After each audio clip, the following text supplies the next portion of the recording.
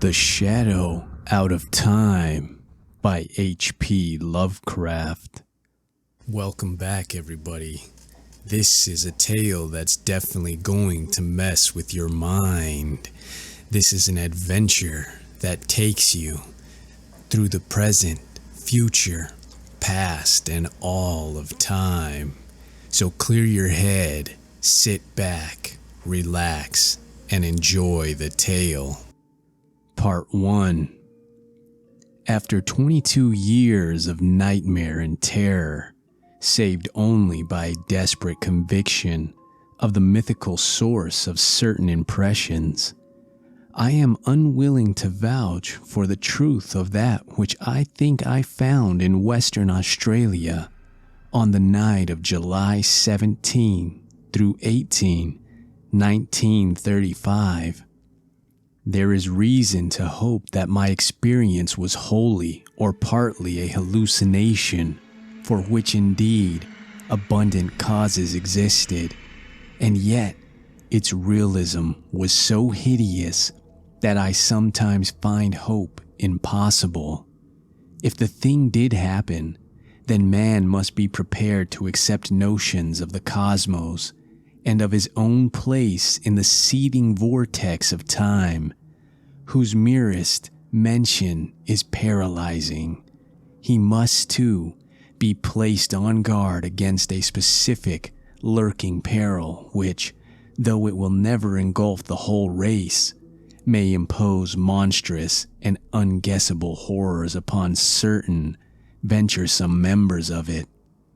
It is for this latter reason that I urge, with all the force of my being, a final abandonment of all attempts at unearthing those fragments of unknown, primordial masonry which my expedition set out to investigate. Assuming that I was sane and awake, my experience on that night was such as has befallen no man before. It was, moreover, a frightful confirmation of all I had sought to dismiss as myth and dream. Mercifully, there is no proof, for in my fright I lost the awesome object which would, if real and brought out of that noxious abyss, have formed irrefutable evidence. When I came upon the horror, I was alone, and I have up to now told no one about it. I could not stop the others from digging in its direction, but chance and the shifting sand have so far saved them from finding it. Now I must formulate some definitive statement, not only for the sake of my own mental balance, but to warn such others as may read it seriously. These pages, much in whose earlier parts will be familiar to close readers of the general and scientific press, are written in the cabin of the ship that is bringing me home. I shall give them to my son, Professor Wingate Peasley of Miskatonic University, the only member of my family who stuck to me after my queer amnesia of long ago, and the man best informed on the inner facts of my case. Of all living persons, he is least likely to ridicule what I shall tell of that fateful night. I do not enlighten him orally before sailing, because I think he had better have the revelation in written form. Reading and rereading at leisure will leave with him a more convincing picture than my confused tongue could hope to convey. He can do as he thinks best with this account, showing it, with suitable comment, to any quarters where it will be likely to accomplish good. It is for the sake of such readers as are unfamiliar with the earlier phases of my case that I am prefacing the revelation itself with a fairly ample summary of its background. My name is Nathaniel Wingate Peasley, and those who recall the newspaper tales of a generation back or the letters and articles in psychological journals 6 or 7 years ago will know who and what I am. The press was filled with the details of my strange amnesia in 1908 through 13, and much was made of the traditions of horror, madness, and witchcraft which lurk behind the ancient Massachusetts town, then and now forming my place of residence. Yet I would have it known that there is nothing whatever of the mad or sinister in my heredity and early life. This is a highly important fact in view of the shadow which fell so suddenly upon me from outside sources. It may be that centuries of dark brooding had given to crumbling, whisper-haunted Arkham a peculiar vulnerability as regards such shadows, though even this seems doubtful in the light of those other cases which I later came to study. But the chief point is that my own ancestry and background are altogether normal. What came from somewhere else, where I even now hesitate to assert in plain words. I am the son of Jonathan and Hannah Wingate Peasley, both of wholesome old Haverhill stock. I was born and reared in Haverhill, at the old homestead in Boardman Street near Golden Hill, and did not go to Arkham till I entered Miskatonic University at the age of 18. That was in 1889. After my graduation, I studied economics at Harvard and came back to Miskatonic as instructor of political economy in 1895. For 13 years more, my life ran smoothly and happily. I married Alice Keyser of Haverhill in 1896, and my 3 children, Robert K., Wingate, and Hannah, were born in 1898, 1900, and 1903, respectively. In 1898, I became an associate professor, and in 1902, a full professor. At no time had I the least interest in either occultism or abnormal psychology. It was on Thursday, May 14, 1908, that the queer amnesia came.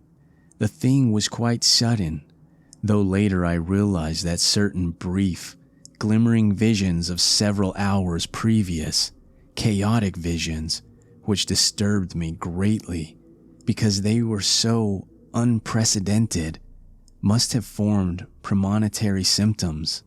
My head was aching, and I had a singular feeling, altogether new to me, that someone else was trying to get possession of my thoughts. The collapse occurred about 10:20 a.m. while I was conducting a class in Political Economy 6, History and Present Tendencies of Economics, for juniors and a few sophomores. I began to see strange shapes before my eyes and to feel that I was in a grotesque room other than the classroom. My thoughts and speech wandered from my subject, and the students saw that something was gravely amiss. Then I slumped down, unconscious in my chair, in a stupor from which no one could arouse me. Nor did my rightful faculties again look out upon the daylight of our normal world for 5 years, 4 months, and 13 days. It is, of course, from others that I have learned what followed. I showed no signs of consciousness for 16 and a half hours, though removed to my home at 27 Crane Street and given the best of medical attention at 3 a.m., May 15, my eyes opened and I began to speak. But before long, the doctors and my family were thoroughly frightened by the trend of my expression and language. It was clear that I had no remembrance of my identity or of my past, though for some reason I seemed anxious to conceal this lack of knowledge. My eyes gazed strangely at the persons around me. and the flexions of my facial muscles were altogether unfamiliar. Even my speech seemed awkward and foreign. I used my vocal organs clumsily and gropingly, and my diction had a curiously stilted quality, as if I had laboriously learned the English language from books. The pronunciation was barbarously alien, whilst the idiom seemed to include both scraps of curious archaism and expressions of a wholly incomprehensible cast. Of the latter one in particular was very potently, even terrifiedly, recalled by the youngest of the physicians 20 years afterward, for at that late period such a phrase began to have an actual currency, first in England and then in the United States, and though of much complexity and indisputable newness, it reproduced in every least particular and mystifying words of the strange Arkham patient of 1908. Physical strength returned at once, although I required an odd amount of re-education in the use of my hands, legs, and bodily apparatus in general. Because of this and other handicaps inherent in the mnemonic lapse, I was for some time kept under strict medical care. When I saw that my attempts to conceal the lapse had failed, I admitted it openly and became eager for information of all sorts. Indeed, it seemed to the doctors that I had lost interest in my proper personality as soon as I found the case of amnesia accepted as a natural thing. They noticed that my chief efforts were to master certain points in history, science, art, language, and folklore, some of them tremendously abstruse, and some childishly simple, which remained very oddly, in many cases, outside my consciousness. At the same time, they noticed that I had an inexplicable command of many almost unknown sorts of knowledge, a command which I seemed to wish to hide rather than display.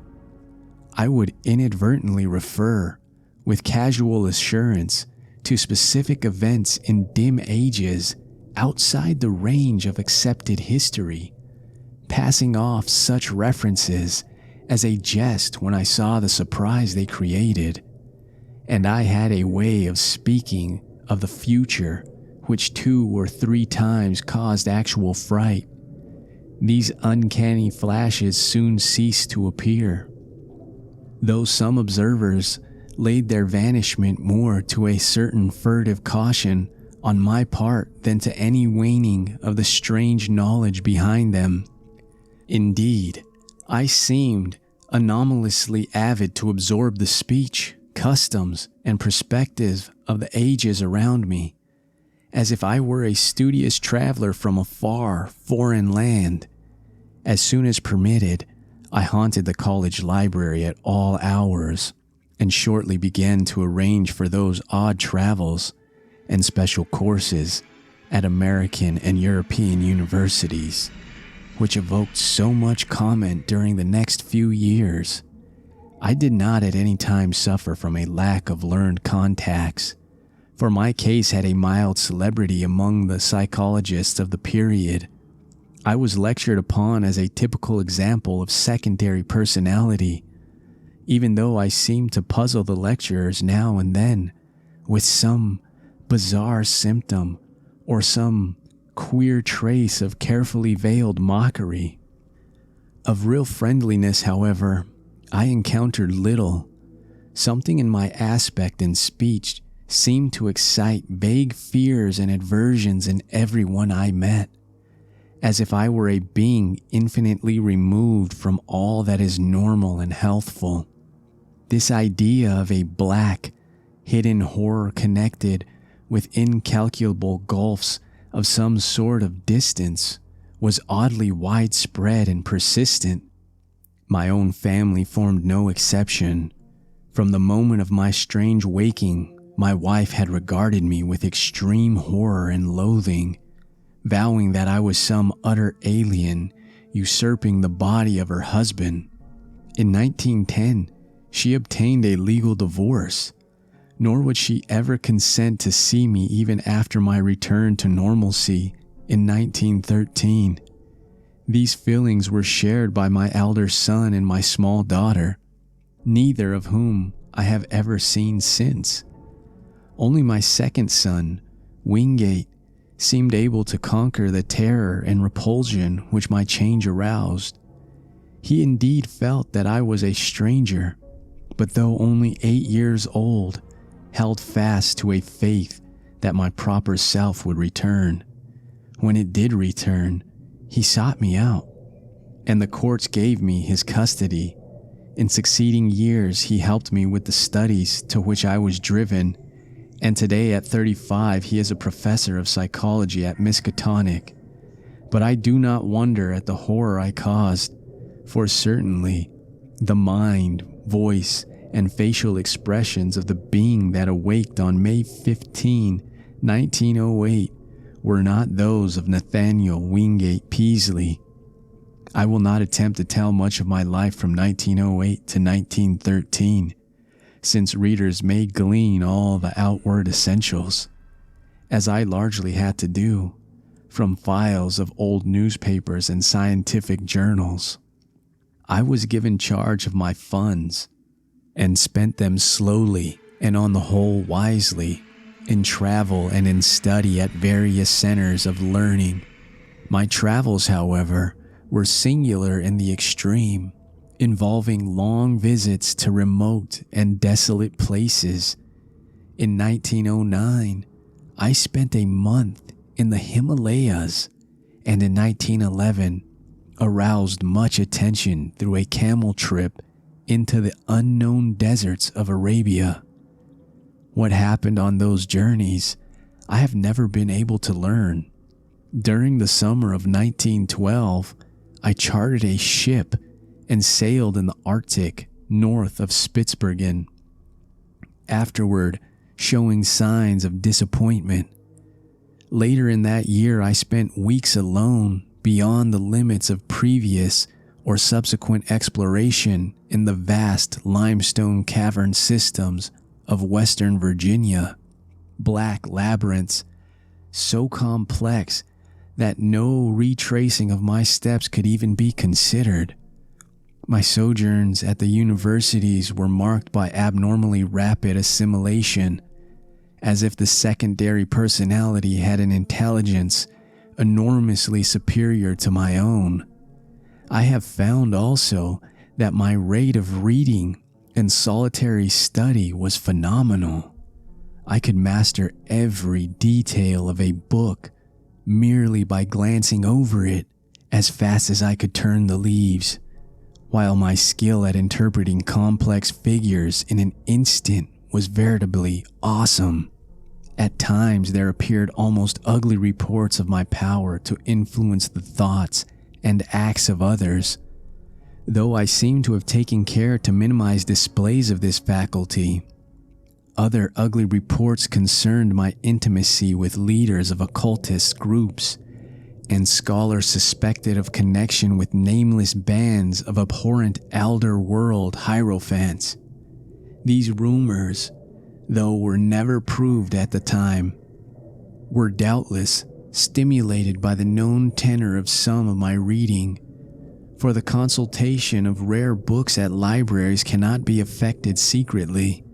There is tangible proof in the form of marginal notes that I went minutely through such things as the Comte de Erlet, Cultus de Gulis, Ludwig Prinz de Vermis Mysterious, the unaussprechlichen Kulten of von Joltz, and surviving fragments of the puzzling book of Eban, and the dreaded Necronomicon of the mad Arab Abdul al-Hazred. Then, too, it is undeniable that a fresh and evil wave of underground cult activity set in about the time of my odd mutation. In the summer of 1913, I began to display signs of a new and flagging interest, and to hint to various associates that a change might soon be expected in me. I spoke of returning memories of my earlier life, though most auditors judged me insincere, since all the recollections I gave were casual, and such as might have been learned from my old private papers. About the middle of August I returned to Arkham and reopened my long-closed house in Crane Street. Here I installed a mechanism of the most curious aspect, constructed piecemeal by different makers of scientific apparatus in Europe and America, and guarded carefully from the sight of any intelligent enough to analyze it. Those who did see it, a workman, a servant, and the new housekeeper, say that it was a queer mixture of rod wheels and mirrors, though only about 2 feet tall, 1 foot wide, and 1 foot thick. The central mirror was circular and convex. All this is borne out by such makers of parts as can be located. On the evening of Friday, September 26, I dismissed the housekeeper and the maid till noon of the next day. Lights burned in the house till late, and a lean, dark, curiously foreign-looking man called in an automobile. It was about 1 a.m. that the lights were last seen. At 2:15 a.m., a policeman observed the place in darkness, but with the stranger's motor still at the curb. By 4 o'clock, the motor was certainly gone. It was at 6 that a hesitant foreign voice on the telephone asked Dr. Wilson to call at my house and bring me out of a peculiar faint. This call, a long-distance one, was later traced to a public booth in the North Station in Boston, but no sign of the lean foreigner was ever unearthed. When the doctor reached my house, he found me unconscious in the sitting room, in an easy chair, with a table drawn up before it. On the polished tabletop were scratches showing where some heavy object had rested. The queer machine was gone, nor was anything afterward heard of it. Undoubtedly, the dark, lean foreigner had taken it away. In the library grate were abundant ashes evidently left from the burning of every remaining scrap of paper on which I had written since the advent of the amnesia. Dr. Wilson found my breathing very peculiar, but after a hypodermic injection, it became more regular. At 11:15 a.m., September 27, I stirred vigorously, and my hitherto mask-lit face began to show signs of expression. Dr. Wilson remarked that the expression was not that of my secondary personality, but seemed much like that of my normal self. About 11:30, I muttered some very curious syllables which seemed unrelated to any human speech. I appeared to struggle against something. Then, just after noon, the housekeeper and the maid having meanwhile returned, I began to mutter in English. Of the orthodox economists of that period, Jevons typifies and prevailing trend towards scientific correlation. His attempt to link the commercial cycle of prosperity and depression with the physical cycle of the solar spots forms perhaps the apex of. Nathaniel Wingate Peaslee had come back, a spirit in whose timescale it was still that Thursday morning in 1908, with the economics class gazing up at the battered desk on the platform. Part 2. My reabsorption into normal life was a painful and difficult process. The loss of over 5 years creates more complications than can be imagined. And in my case, there were countless matters to be adjusted. What I heard of my actions since 1908 astonished and disturbed me, but I tried to view the matter as philosophically as I could. At last, regaining custody of my second son, Wingate, I settled down with him in the Crane Street house and endeavored to resume teaching, my old professorship having been kindly offered me by the college. I began work with the February 1914 term and kept at it just a year. By that time, I realized how badly my experience had shaken me. Though perfectly sane, I hoped, and with no flaw in my original personality, I had not the nervous energy of the old days. Vague dreams and queer ideas continually haunted me, and when the outbreak of the World War turned my mind to history, I found myself thinking of periods and events in the oddest possible fashion.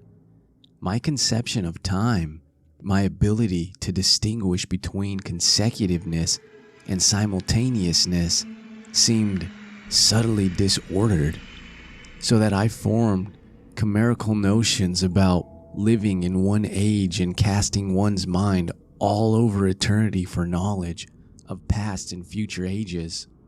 The war gave me strange impressions of remembering some of its far-off consequences, as if I knew how it was coming out and could look back upon it in the light of future information. All such quasi-memories were attended with much pain and with a feeling that some artificial psychological barrier was set against them. When I diffidently hinted to others about my impressions, I met with varied responses. Some persons looked uncomfortably at me, but men in the mathematics department spoke of new developments in those theories of relativity, then discussed only in learned circles, which were later to become so famous. Dr. Albert Einstein, they said, was rapidly reducing time to the status of a mere dimension. But the dreams and disturbed feelings gained on me, so that I had to drop my regular work in 1915. Certain of the impressions were taking an annoying shape, giving me the persistent notion that my amnesia had formed some unholy sort of exchange, that the secondary personality had indeed been an intruding force from unknown regions, and that my own personality had suffered displacement. Thus I was driven to vague and frightful speculations concerning the whereabouts of my true self during the years that another had held my body. The curious knowledge and strange conduct of my body's late tenant troubled me more and more as I learned further details from persons, papers, and magazines. Queernesses that had baffled others seemed to harmonize terribly with some background of black knowledge which festered in the chasms of my subconscious. I began to search feverishly for every scrap of information bearing on the studies and travels of that other one during the dark years. Not all of my troubles were as semi-abstract as this. There were the dreams, and these seemed to grow in vividness and concreteness. Knowing how most would regard them, I seldom mentioned them to anyone but my son or certain trusted psychologists. But eventually, I commenced a scientific study of other cases in order to see how typical or non-typical such visions might be among amnesia victims. My results, aided by psychologists, historians, anthropologists, and mental specialists of wide experience, and by a study that included all records of split personalities from the days of demonic possession, legends, to the medically realistic present, at first bothered me more than they consoled me. I soon found that my dreams had indeed no counterpart in the overwhelming bulk of true amnesia cases. There remained, however, a tiny residue of accounts which for years baffled and shocked me with their parallelism to my own experience. Some of them were bits of ancient folklore, others were case histories in the annals of medicine. One or two were anecdotes obscurely buried in standard histories. It thus appeared that, while my special kind of affliction was prodigiously rare, instances of it had occurred at long intervals ever since the beginning of man's annals. Some centuries might contain 1, 2, or 3 cases, others none, or at least none whose record survived. The essence was always the same: a person of keen thoughtfulness seized with a strange secondary life, and leading, for a greater or lesser period, an utterly alien existence typified at first by vocal and bodily awkwardness, and later by a wholesome acquisition of scientific, historic, artistic, and anthropological knowledge, an acquisition carried on with feverish zest, and with a wholly abnormal, absorptive power. Then a sudden return of the rightful consciousness, intermittently plagued ever after with vague, unplaceable dreams, suggesting fragments of some hideous memory, elaborately blotted out, and the close resemblance of those nightmares to my own, even in some of the smallest peculiars, left no doubt in my mind of their scientifically typical nature. 1 or 2 of the cases had an added ring of faint, blasphemous familiarity, as if I had heard of them before through some cosmic channel too morbid and frightful to contemplate. In 3 instances, there were scientific mention of such an unknown machine as had been in my house before the second change. Another thing that cloudily worried me during my investigation was the somewhat greater frequency of cases where a brief, elusive glimpse of the typical nightmares was afforded to persons not visited with well-defined amnesia. These persons were largely of mediocre mind or less, some so primitive that they could scarcely be thought of as vehicles for abnormal scholarship and preternatural mental acquisitions. For a second they would be fired with alien force, then a backward lapse and a thin, swift fading memory of unhuman horrors. There had been at least 3 such cases during the past half-century, one only 15 years before. Had something been groping blindly through time from some unsuspected abyss in nature? Were these faint cases monstrous, sinister experiments of a kind and authorship utterly beyond sane belief?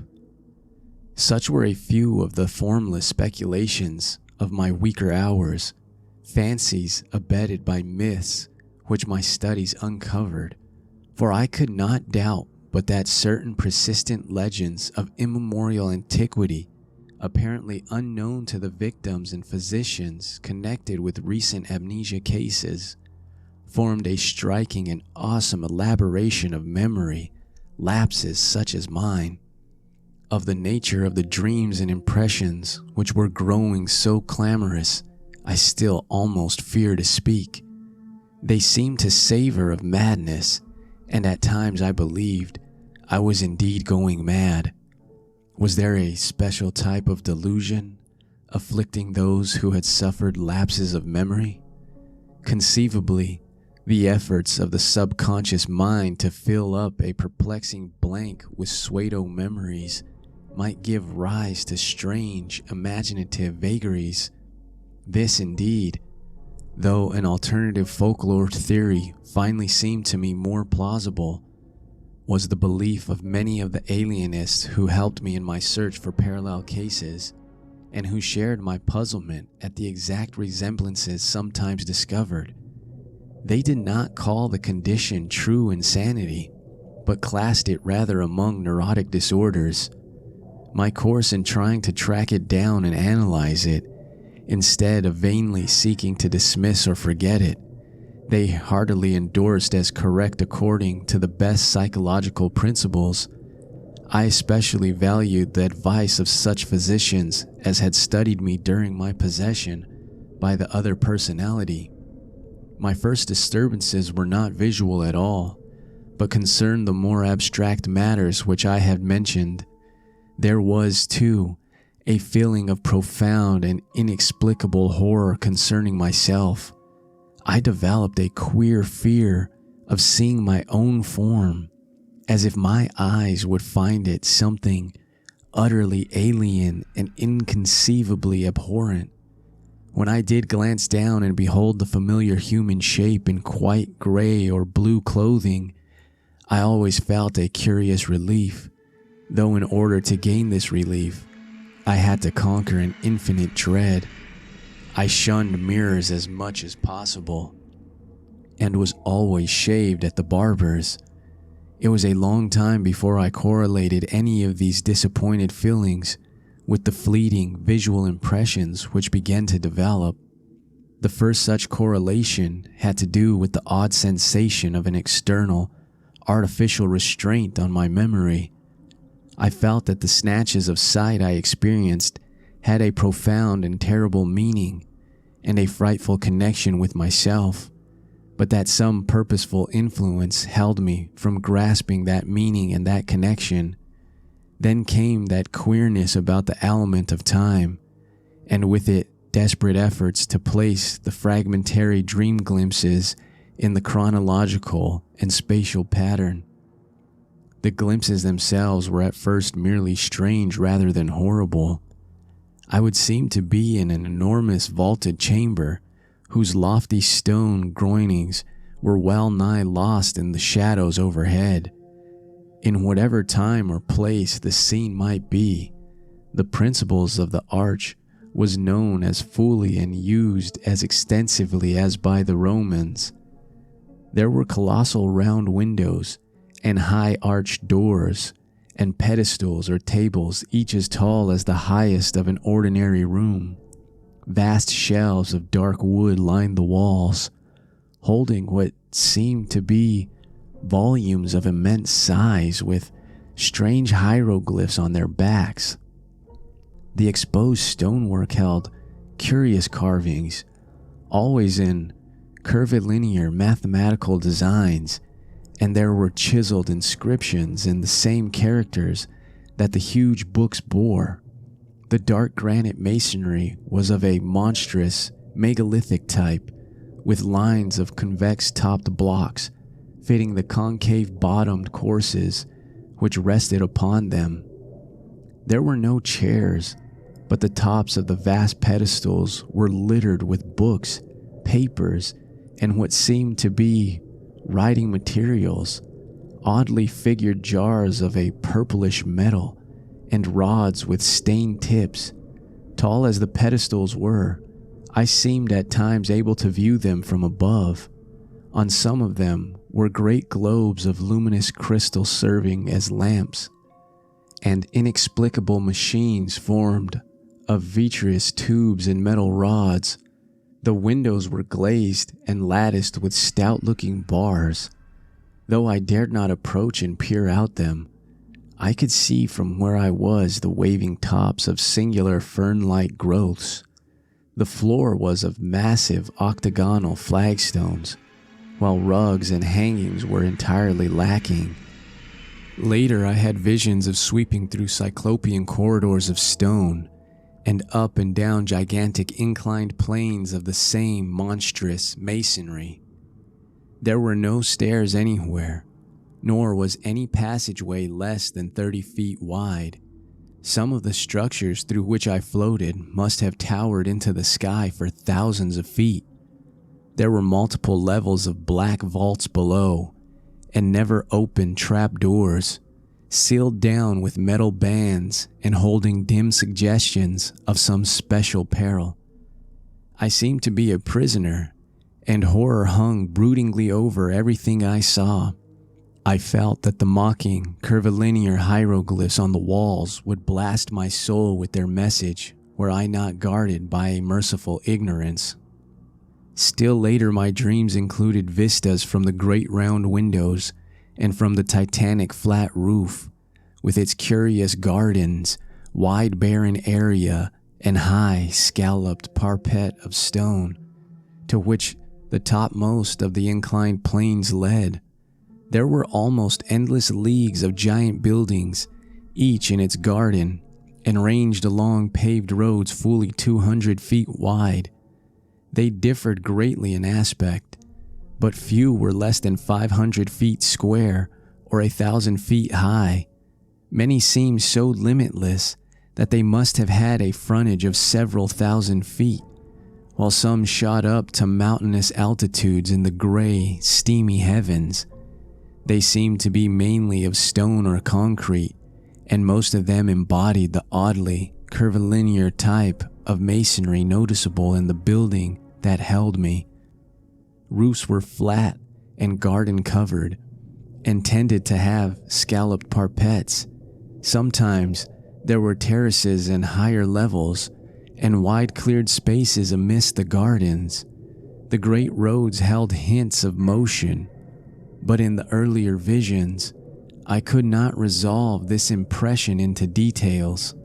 In certain places I beheld enormous dark cylindrical towers which climbed far above any of the other structures. These appeared to be of a totally unique nature and showed signs of prodigious age and dilapidation. They were built of a bizarre type of square-cut basalt masonry and tapered slightly toward their rounded tops. Nowhere in any of them could the least traces of windows or other apertures save huge doors be found. I noticed also some lower buildings, all crumbling with the weathering of aeons, which resembled these dark cylindrical towers in basic architecture. Around all these aberrant piles of square-cut masonry, there hovered an inexplicable aura of menace and concentrated fear, like that bred by the sealed trapdoors. The omnipresent gardens were almost terrifying in their strangeness, with bizarre and unfamiliar forms of vegetation nodding over broad paths lined with curiously carven monoliths.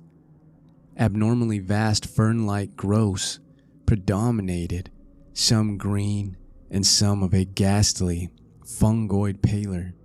Among them rose great spectral things resembling calamities, whose bamboo-like trunks towered to fabulous heights. Then there were tufted forms like fabulous cycads and grotesque dark green shrubs and trees of coniferous aspect.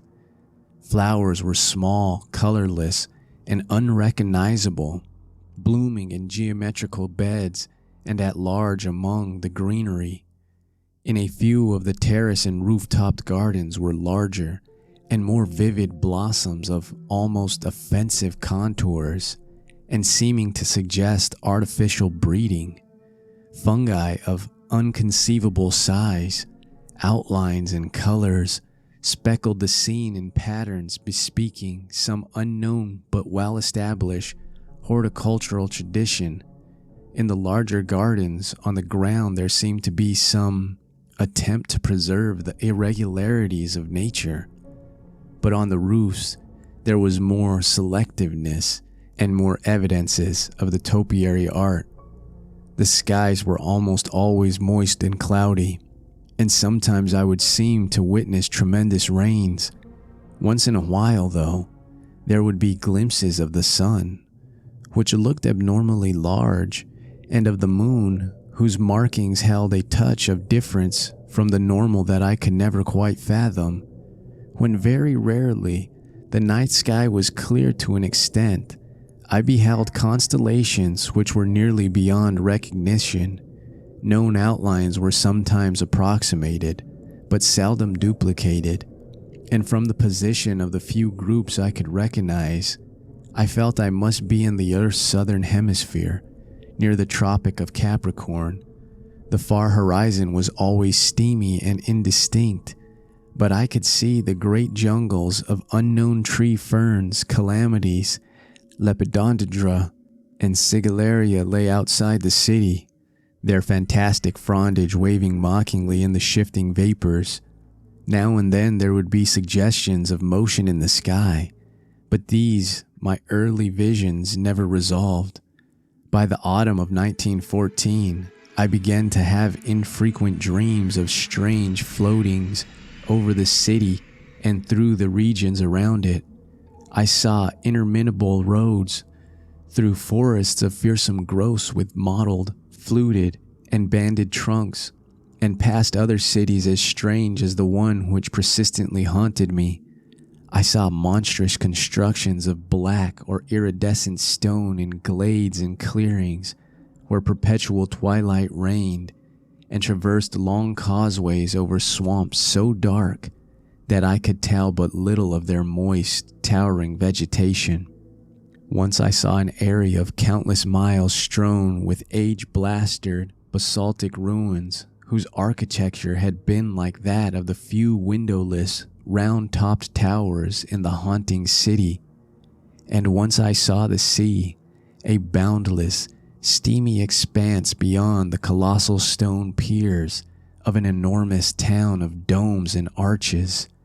Great shapeless suggestions of shadow moved over it, and here and there its surface was vexed with anomalous sproutings. Part 3. As I have said, it was not immediately that these wild visions began to hold their terrifying quality. Certainly, many persons have dreamed intrinsically stranger things, things compounded of unrelated scraps of daily life, pictures, and reading, and arranged in fantastically novel forms by the unchecked caprices of sleep. For some time I accepted the visions as natural, even though I had never before been an extravagant dreamer.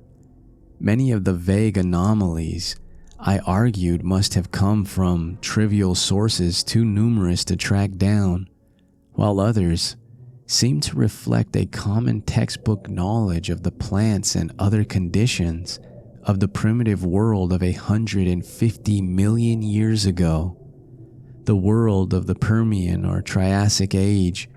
In the course of some months, however, the element of terror did figure with accumulating force. This was when the dreams began so unfailingly to have the aspect of memories, and when my mind began to link them with my growing abstract disturbances, the feelings of mnemonic restraint, the curious impressions regarding time, the sense of a loathsome exchange with my secondary personality of 1908 through 13, and considerably later, the inexplicable loathing of my own person. A certain definite details began to enter the dreams. Their horror increased 1,000-fold until by October 1915, I felt I must do something. It was then that I began an intensive study of other cases of amnesia and visions, feeling that I might thereby objectivize my trouble and shake clear of its emotional grip. However, as before mentioned, the result was at first almost exactly opposite. It disturbed me vastly to find that my dreams had been so closely duplicated, especially since some of the accounts were too early to admit of any geological knowledge, and therefore of any idea of primitive landscapes on the subject's part. What is more, many of these accounts supplied very horrible details and explanations in connection with the vision of great buildings and jungle gardens and other things. The actual sights and vague impressions were bad enough, but what was hinted or asserted by some of the other dreamers savored of madness and blasphemy. Worst of all, my own pseudo memory was aroused to wilder dreams and hints of coming revelations. And yet most doctors deemed my course, on the whole, an advisable one. I studied psychology systematically, and under the prevailing stimulus my son Wingate did the same, his studies leading eventually to his present professorship. In 1917 and 1918, I took special courses at Miskatonic. Meanwhile, my examination of medical, historical, and anthropological records became indefatigable, involving travels to distant libraries, and finally including even a reading of the hideous books of forbidden elder lore in which my secondary personality had been so disturbingly interested. Some of the latter were the actual copies I had consulted in my altered state, and I was greatly disturbed by certain marginal notations and ostensible corrections of the hideous text in a script and idiom which somehow seemed oddly unhuman. These markings were mostly in the respective languages of the various books, all of which the writer seemed to know with equal, though obviously academic facility. One note appended to Von Junts unausprechlichen Kulten, however, was alarmingly otherwise.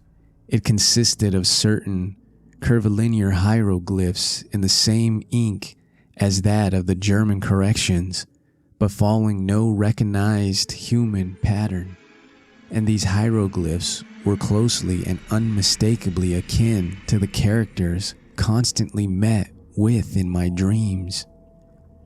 Characters whose meaning I would sometimes momentarily fancy I knew, or was just on the brink of recalling. To complete my black confusion, my librarians assured me that, in view of previous examinations and records of consultation of the volumes in question, all of these notations must have been made by myself in my secondary state.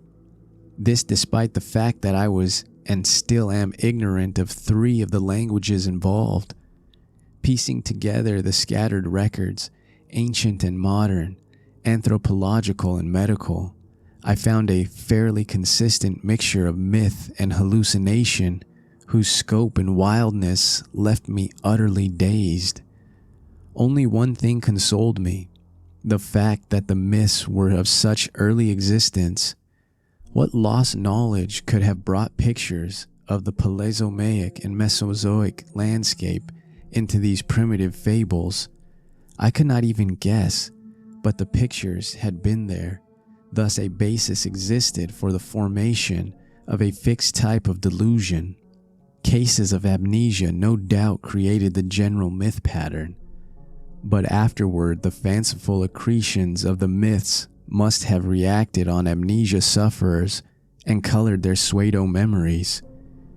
I myself had read and heard all the early tales during my memory lapse.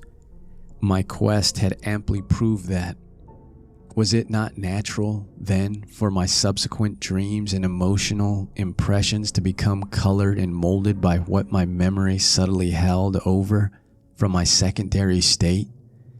A few of the myths had significant connections with other cloudy legends of the pre-human world, especially those Hindu tales involving stupefying gulfs of time and forming part of the lore of modern theosophists. Primal myth and modern delusion joined in their assumption that mankind is only one, perhaps the least, of the highly evolved and dominant races of this planet's long and largely unknown career. Things of inconceivable shape, they implied, had reared towers to the sky and delved into every secret of nature before the first amphibian forebear of man had crawled out of the hot sea 300 million years ago. Some had come down from the stars. A few were as old as the cosmos itself. Others had arisen swiftly from the terrene germs as far behind the first germs of our life cycle as those germs are behind ourselves.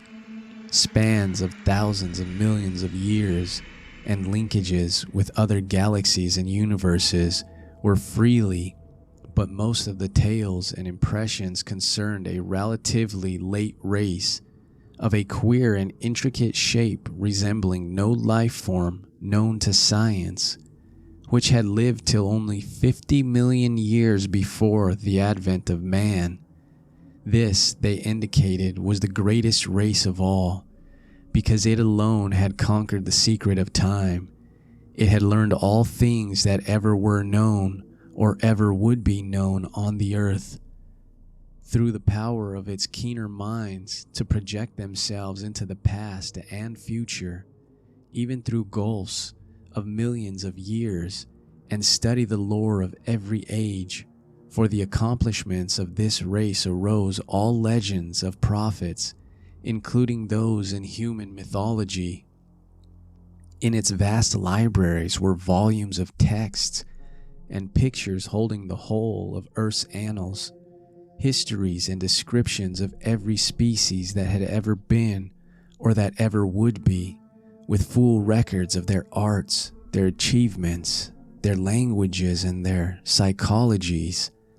With this aeon-embracing knowledge, the great race chose from every era of life form such thoughts, arts, and processes as might suit its own nature and situation. Knowledge of the past secured through a kind of mind casting outside the recognized senses was harder to glean than knowledge of the future. In the latter case, the course was easier and more material. With suitable mechanical aid, a mind would project itself forward in time, feeling its dim, extrasensory way till it approached the desired period. Then, after preliminary trials, it would seize on the best discoverable representative of the highest of that period's life forms, entering the organism's brain and setting up therein its own vibrations, while the displaced mind would strike back to the period of the displacer, remaining in the latter's body till a reverse process was set up.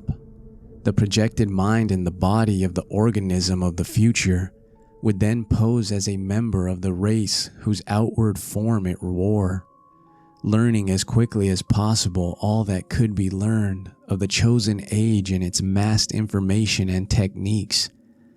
Meanwhile, the displaced mind, thrown back to the displacer's age and body, would be carefully guarded.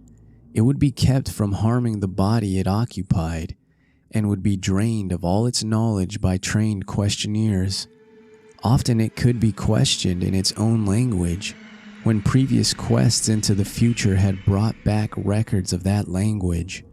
If the mind came from a body whose language the great race could not physically reproduce, clever machines would be made on which the alien speech could be played as on a musical instrument. The great race's members were immense rugose cones 10 feet high, and with head and other organs attached to foot-thick, distensible limbs spreading from the apexes. They spoke by the clicking or scraping of huge paws or claws attached to the end of 2 of their 4 limbs, and walked by the expansion and contraction of a viscous layer attached to their vast 10-foot bases. When the captive mind's amazement and resentment had worn off, and when, assuming that it came from a body vastly different from the great race's, it had lost its horror as its unfamiliar temporary form, it was permitted to study its new environment and experience a wonder and wisdom approximating that of its displacer. With suitable precautions and in exchange for suitable services, it was allowed to rove all over the habitable world in Titan airships or on the huge boat-like atomic-engined vehicles which traversed the great roads, and to delve freely into the libraries containing the records of the planets past and future. This reconciled many captive minds to their lot, since none were other than keen, and to such minds the unveiling of hidden mysteries of earth, closed chapters of inconceivable pasts and dizzying vortices of future time which include the years ahead of their own natural ages, forms always, despite the abysmal horrors often unveiled, the supreme experience of life. Now and then certain captives were permitted to meet other captive minds seized from the future, to exchange thoughts with consciousness living 100 or 1,000 or 1,000,000 years before or after their own ages, and all were urged to write copiously in their own languages of themselves and their respective periods, such documents to be filed in the great central archives. It may be added that there was one sad special type of captive whose privileges were far greater than those of the majority. These were the dying, permanent exiles whose bodies in the future had been seized by keen-minded members of the great race who, faced with death, sought to escape mental extinction. Such melancholy exiles were not as common as might be expected, since the longevity of the great race lessened its love of life, especially among those superior minds capable of projection. From cases of the permanent projection of elder minds arose many of those lasting changes of personality noticed in later history, including mankind's. As for the ordinary cases of exploration, when the displacing mind had learned what it wished in the future, it would build an apparatus like that which had started its flight and reverse the process of projection. Once more, it would be in its own body in its own age, while the lately captive mind would return to the body of the future to which it properly belonged. Only when one or the other of the bodies had died during the exchange was this restoration impossible. In such cases, of course, the exploring mind had, like those of the death escapers, to live out an alien-bodied life in the future, or else the captive mind, like the dying permanent exiles, had to end its day in the form and past age of the great race. This fate was least horrible when the captive mind was also of the great race, a non-infrequent occurrence, since in all its periods that race was intensely concerned with its own future. The number of dying permanent exiles of the great race was very slight, largely because of the tremendous penalties attached to displacements of future great race minds by the moribund. Through projection, arrangements were made to inflict these penalties on the offending minds in their new future bodies, and sometimes forced re-exchanges were effected. Complex cases of the displacement of exploring or already captive minds by minds in various regions of the past had been known and carefully rectified. In every age since the discovery of mind projection, a minute but well-recognized element of the population consisted of great race minds from past ages, sojourning for a longer or shorter while. When a captive mind of alien origin was returned to its own body in the future, it was purged by an intricate mechanical hypnosis of all it had learned in the great race's age. This because of certain troublesome consequences inherent in the general carrying forward of knowledge in large quantities. The few existing instances of clear transmission had caused and would cause at unknown future times great disasters, and it was largely in consequence of two cases of the kind, said the old myths, that mankind had learned what it had concerning the great race. Of all things surviving physically and directly from that aeon-distant world, there remained only certain ruins of great stones in far places and under the sea, and parts of the text of the frightful, Narrated manuscripts. Thus the returning mind reached its own age with only the faintest and most fragmentary visions of what it had undergone since its seizure.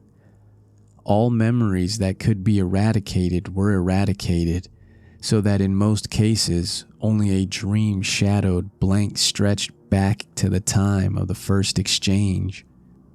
Some minds recalled more than others, and the chance joining of memories had at rare times brought hints of the forbidden past to future ages. There probably was never a time when groups or cults did not secretly cherish certain of these hints. In the Necronomicon, the presence of such a cult among human beings was suggested, a cult that sometimes gave aid to minds voyaging down the aeons from the days of the Great Race. And meanwhile, the Great Race itself waxed well nigh omniscient and turned to the task of setting up exchanges with the minds of other planets, and of exploring their pasts and futures. It sought likewise to fathom the past years and origin of the black, aeon-dead orb in far space, whence its own mental heritage had come, for the mind of the Great Race was older than its bodily form. The beings of a dying elder world, wise with the ultimate secrets, had looked ahead for a new world and species wherein they might have long life, and had sent their minds en masse into the future race best adapted to house them. The cone-shaped things that peopled our Earth a billion years ago. Thus the Great Race came to be, while the myriad minds sent backward were left to die in the horror of strange shapes. Later the race would again face death, yet would live through another forward migration of its best minds into the bodies of others who had a longer physical span ahead of them. Such was the background of intertwined legend and hallucination, when around 1920 I had my researches in coherent shape. I felt a slight lessening of the tension which their earlier stages had increased. After all, and in spite of the fancies prompted by blind emotions, were not most of my phenomena readily explainable. Any chance might have turned my mind to dark studies during the amnesia, and then I read the forbidden legends and met the members of ancient and ill-regarded cults that plainly supplied the material for the dreams and disturbed feelings which came after the return of memory. As for the marginal notes in dream hieroglyphs and languages unknown to me, but laid at my door by librarians, I might easily have picked up a smattering of the tongues during my secondary state, while the hieroglyphs were doubtless coined by my fancy from descriptions in old legends, and afterward woven into my dreams. I tried to verify certain points through conversation with known cult leaders, but never succeeded in establishing the right connections. At times, the parallelism of so many cases in so many distant ages continued to worry me, as if it had at first. But on the other hand, I reflected that the extant folklore was undoubtedly more universal in the past than in the present. Probably all the other victims whose cases were like mine had had a long and familiar knowledge of the tales I had learned only when in my secondary state. When these victims had lost their memory, they had associated themselves with the creatures of their household myths, the fabulous invaders supposed to displace men's minds, and had thus embarked upon quests for knowledge which they thought they could take back to a fancied non-human past. Then, when their memory returned, they reversed the associative process and thought of themselves as the former captive minds instead of as the displacers. Hence the dreams and pseudo-memories following the conventional myth pattern. Despite the seeming cumbrousness of these explanations, they came finally to supersede all others in my mind, largely because of the greater weakness of any rival theory, and a substantial number of eminent psychologists and anthropologists gradually agreed with me.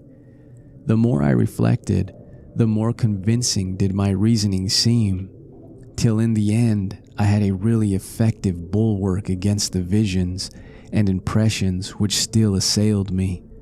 Suppose I did see strange things at night. These were only what I had heard and read of. Suppose I did have odd loathings and perspectives and pseudo-memories. These, too, were only echoes of myths absorbed in my secondary state. Nothing that I might dream, nothing that I might feel, could be of any actual significance. Fortified by this philosophy, I greatly improved in nervous equilibrium, even though the visions, rather than the abstract impressions, steadily became more frequent and more disturbingly detailed. In 1922, I felt able to undertake regular work again and put my newly gained knowledge to practical use by accepting an instructorship in psychology at the university. My old chair of political economy had long been adequately filled, besides which methods of teaching economics had changed greatly since my heyday. My son was at this time just entering on the postgraduate studies leading to his present professorship, and we worked together a great deal. Part 4.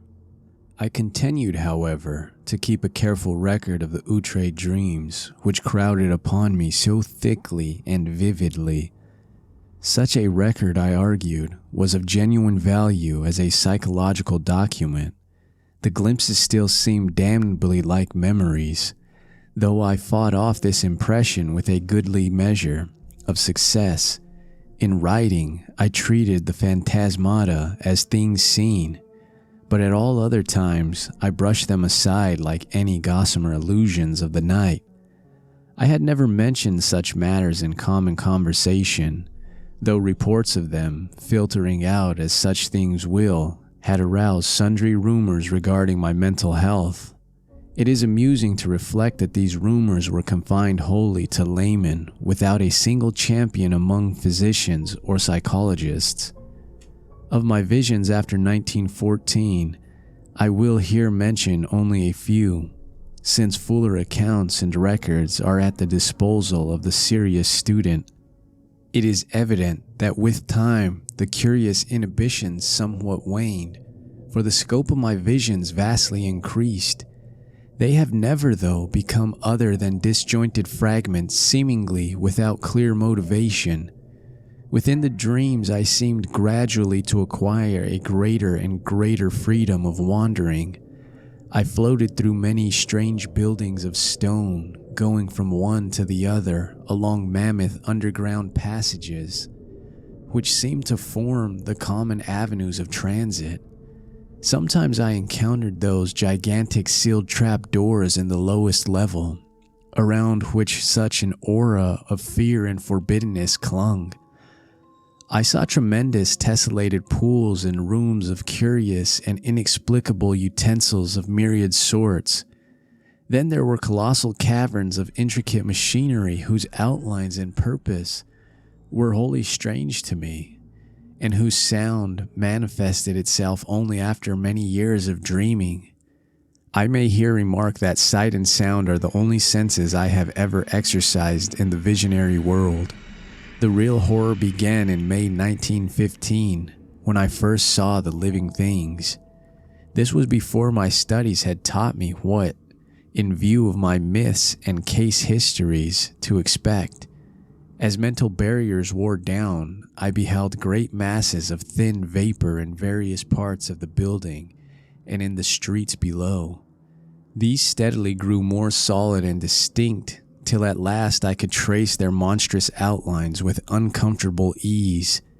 They seemed to be enormous iridescent cones about 10 feet high and 10 feet wide at the base, and made up of some ridgy, scaly, semi-elastic matter. From their apexes projected 4 flexible, cylindrical members, each a foot thick and of a ridgy substance like that of the cones themselves. These members were sometimes contracted almost to nothing, and sometimes extended to any distance up to about 10 feet. Terminating 2 of them were enormous claws or nippers. At the end of a third were 4 red trumpet-like appendages. The 4th terminated in an irregular yellowish globe, some 2 feet in diameter, and having 3 great dark eyes ranged along its central circumference. Surmounting this head were 4 slender gray stalks, bearing flower-like appendages, whilst from its neither side dangled 8 greenish antennae or tentacles. The great base of the central cone was fringed with a rubbery gray substance, which moved the whole entity through expansion and contraction. Their actions, though harmless, horrified me even more than their appearance. For it is not wholesome to watch monstrous objects doing what one has known only human beings to do. These objects moved intelligently around the great rooms, getting books from the shelves and taking them to the great tables, or vice versa, and sometimes writing diligently with a peculiar rod gripped in the greenish head tentacle. The huge nippers were used in carrying books and in conversation, speech consisting of a kind of clicking and scraping. The objects had no clothing, but wore satchels or knapsacks suspended from the top of the conical trunk.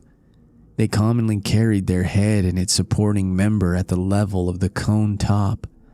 Although it was frequently raised or lowered, the other three great members tended to rest downward on the sides of the cone, contracted to about 5 feet each when not in use. From their rate of reading, writing, and operating their machines, those on the tables seemed somehow connected with thought. I concluded that their intelligence was enormously greater than man's. Afterward, I saw them everywhere, swarming in all the great chambers and corridors, tending monstrous machines in vaulted crypts, and racing along the vast roads in gigantic boat-shaped cars. I ceased to be afraid of them, for they seemed to form supremely natural parts of their environment. Individual differences amongst them began to be manifest, and a few appeared to be under some kind of restraint. These latter, though showing no physical variation, had a diversity of gestures and habits which marked them off not only from the majority, but very largely from one another. They wrote a great deal in what seemed to my cloudy vision a vast variety of characters, never the typical, curvilinear hieroglyphs of the majority. A few, I fancied, used our own familiar alphabet. Most of them worked much more slowly than the general mass of the entities. All this time, my own part in the dream seemed to be that of disembodied consciousness with a range of vision wider than the normal, floating freely about, yet confined to the ordinary avenues and speeds of travel. Not until August 1915 did any suggestions of bodily existence begin to harass me. I say harass because the first phase was a purely abstract though infinitely terrible association of my previously noted body loathing with the scenes of my visions.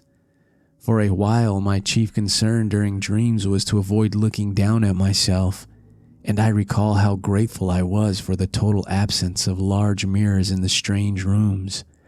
I was mightily troubled by the fact that I always saw the great tables, whose height cannot be under 10 feet, from a level not below that of their surfaces. And then the morbid temptation to look down at myself became greater and greater, till one night I could not resist. At first my downward glance revealed nothing whatever. A moment later I perceived that this was because my head lay at the end of a flexible neck of enormous length. Retracing this neck and gazing down very sharply, I saw the scaly, rugose, iridescent bulk of a vast cone 10 feet tall and 10 feet wide at the base. That was when I walked half of Arkham with my screaming as I plunged madly up from the abyss of sleep. Only after weeks of hideous repetition did I grow half reconciled to these visions of myself in monstrous form.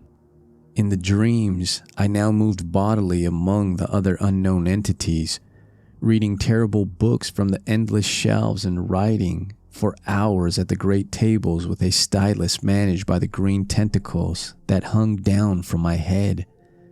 Snatches of what I read and wrote would linger in my memory.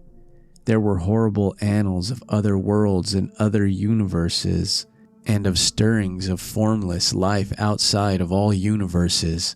There were records of strange orders of beings which had peopled the world in forgotten pasts, and frightful chronicles of grotesque-bodied intelligences which would people it millions of years after the death of the last human being. And I learned of chapters in human history whose existence no scholar of today has ever suspected. Most of these writings were in the language of the hieroglyphs, which I studied in a queer way with the aid of droning machines, and which was evidently an agglutinative speech with root systems utterly unlike any found in human languages. Other volumes were in other unknown tongues learned in the same queer way. A very few were in languages I knew. Extremely clever pictures, both inserted in the records and forming separate collections, aided me immensely. And all the time I seemed to be setting down a history of my own age in English. On waking, I could recall only minute and meaningless scraps of the unknown tongues which my dream self had mastered, though whole phrases of the history stayed with me. I learned even before my waking self had studied the parallel cases or the old myths from which the dreams doubtless sprang, that the entities around me were of the world's greatest race, which had conquered time and had sent exploring minds into every age. I knew, too, that I had been snatched from my age while another used my body in that age, and that a few of the other strange forms housed similarly captured minds. I seemed to talk in some odd language of claw clickings with exiled intellects from every corner of the solar system. There was a mind from the planet we know as Venus, which would live incalculable epochs to come, and one from an outer moon of Jupiter's 6 million years in the past. Or earthly minds, there were some from the winged, star-headed half-vegetable race of Pelagian Antarctica, one from the reptile people of fabled Volusia, 3 from the furry pre-human Hyperborean worshippers of Sathagu, 1 from the holy, abominable Tux, 2 from the arachnid denizens of Earth's last age, 5 from the hardy Caloptera species immediately following mankind, to which the great race was someday to transfer its keenest minds en masse in the face of horrible peril, and several from different branches of humanity. I talked with the mind of Yang Li, a philosopher from the cruel empire of San Chan, which is to come in AD 5000, with that of a general of the great-headed brown people who held South Africa in BC 50,000, with that of the 12th century Florentine monk named Bartolomeo Corsi, with that of a king of Lamar who had ruled that terrible polar land 100,000 years before the squat, Yallo, and Nudos came from the west to engulf it, with that of Nugsoth, a magician of the dark conquerors of AD 16,000, with that of a Roman named Titus Sempronius Blasius, who had been a quaestor in Seleua's time, with that of Nephthys, an Egyptian of the 14th dynasty, who told me the hideous secret of Nyarlathotep, with that of a priest of Atlantis' middle kingdom, with that of a Suffolk gentleman of Cromwell's day, James Woodville, with that of a court astronomer of pre-Inca Peru, with that of the Australian physicist Neville Kingston Brown, who will die in AD 2518, with that of an archimage of Vanished Yi in the Pacific, with that of Theodotes, a Gracio-Bactrian official of BC 200, with that of an aged Frenchman of Louis XIII's time named Pierre-Louis Montmagny, with that of Cromya, a Sumerian chieftain of BC 15,000, and with so many others that my brain cannot hold the shocking secrets and dizzying marvels I learned from them. I awaked each morning in a fever, sometimes frantically trying to verify or discredit such information as fell within the range of modern human knowledge, Traditional facts took on new and doubtful aspects, and I marveled as the dream fancy which could invest such surprising addenda to history and science. I shivered at the mysteries the past may conceal, and trembled at the menaces the future may bring forth. What was hinted in the speech of post-human entities of the fate of mankind produced such an effect on me that I will not set it down here. After man there would be the mighty beetle civilization, the bodies of whose members the cream of the great race would seize when the monstrous doom took over the elder world. Later, as the Earth's span closed, the transferred minds would again migrate through time and space to another stopping place in the bodies of the bulbous vegetable entities of Mercury.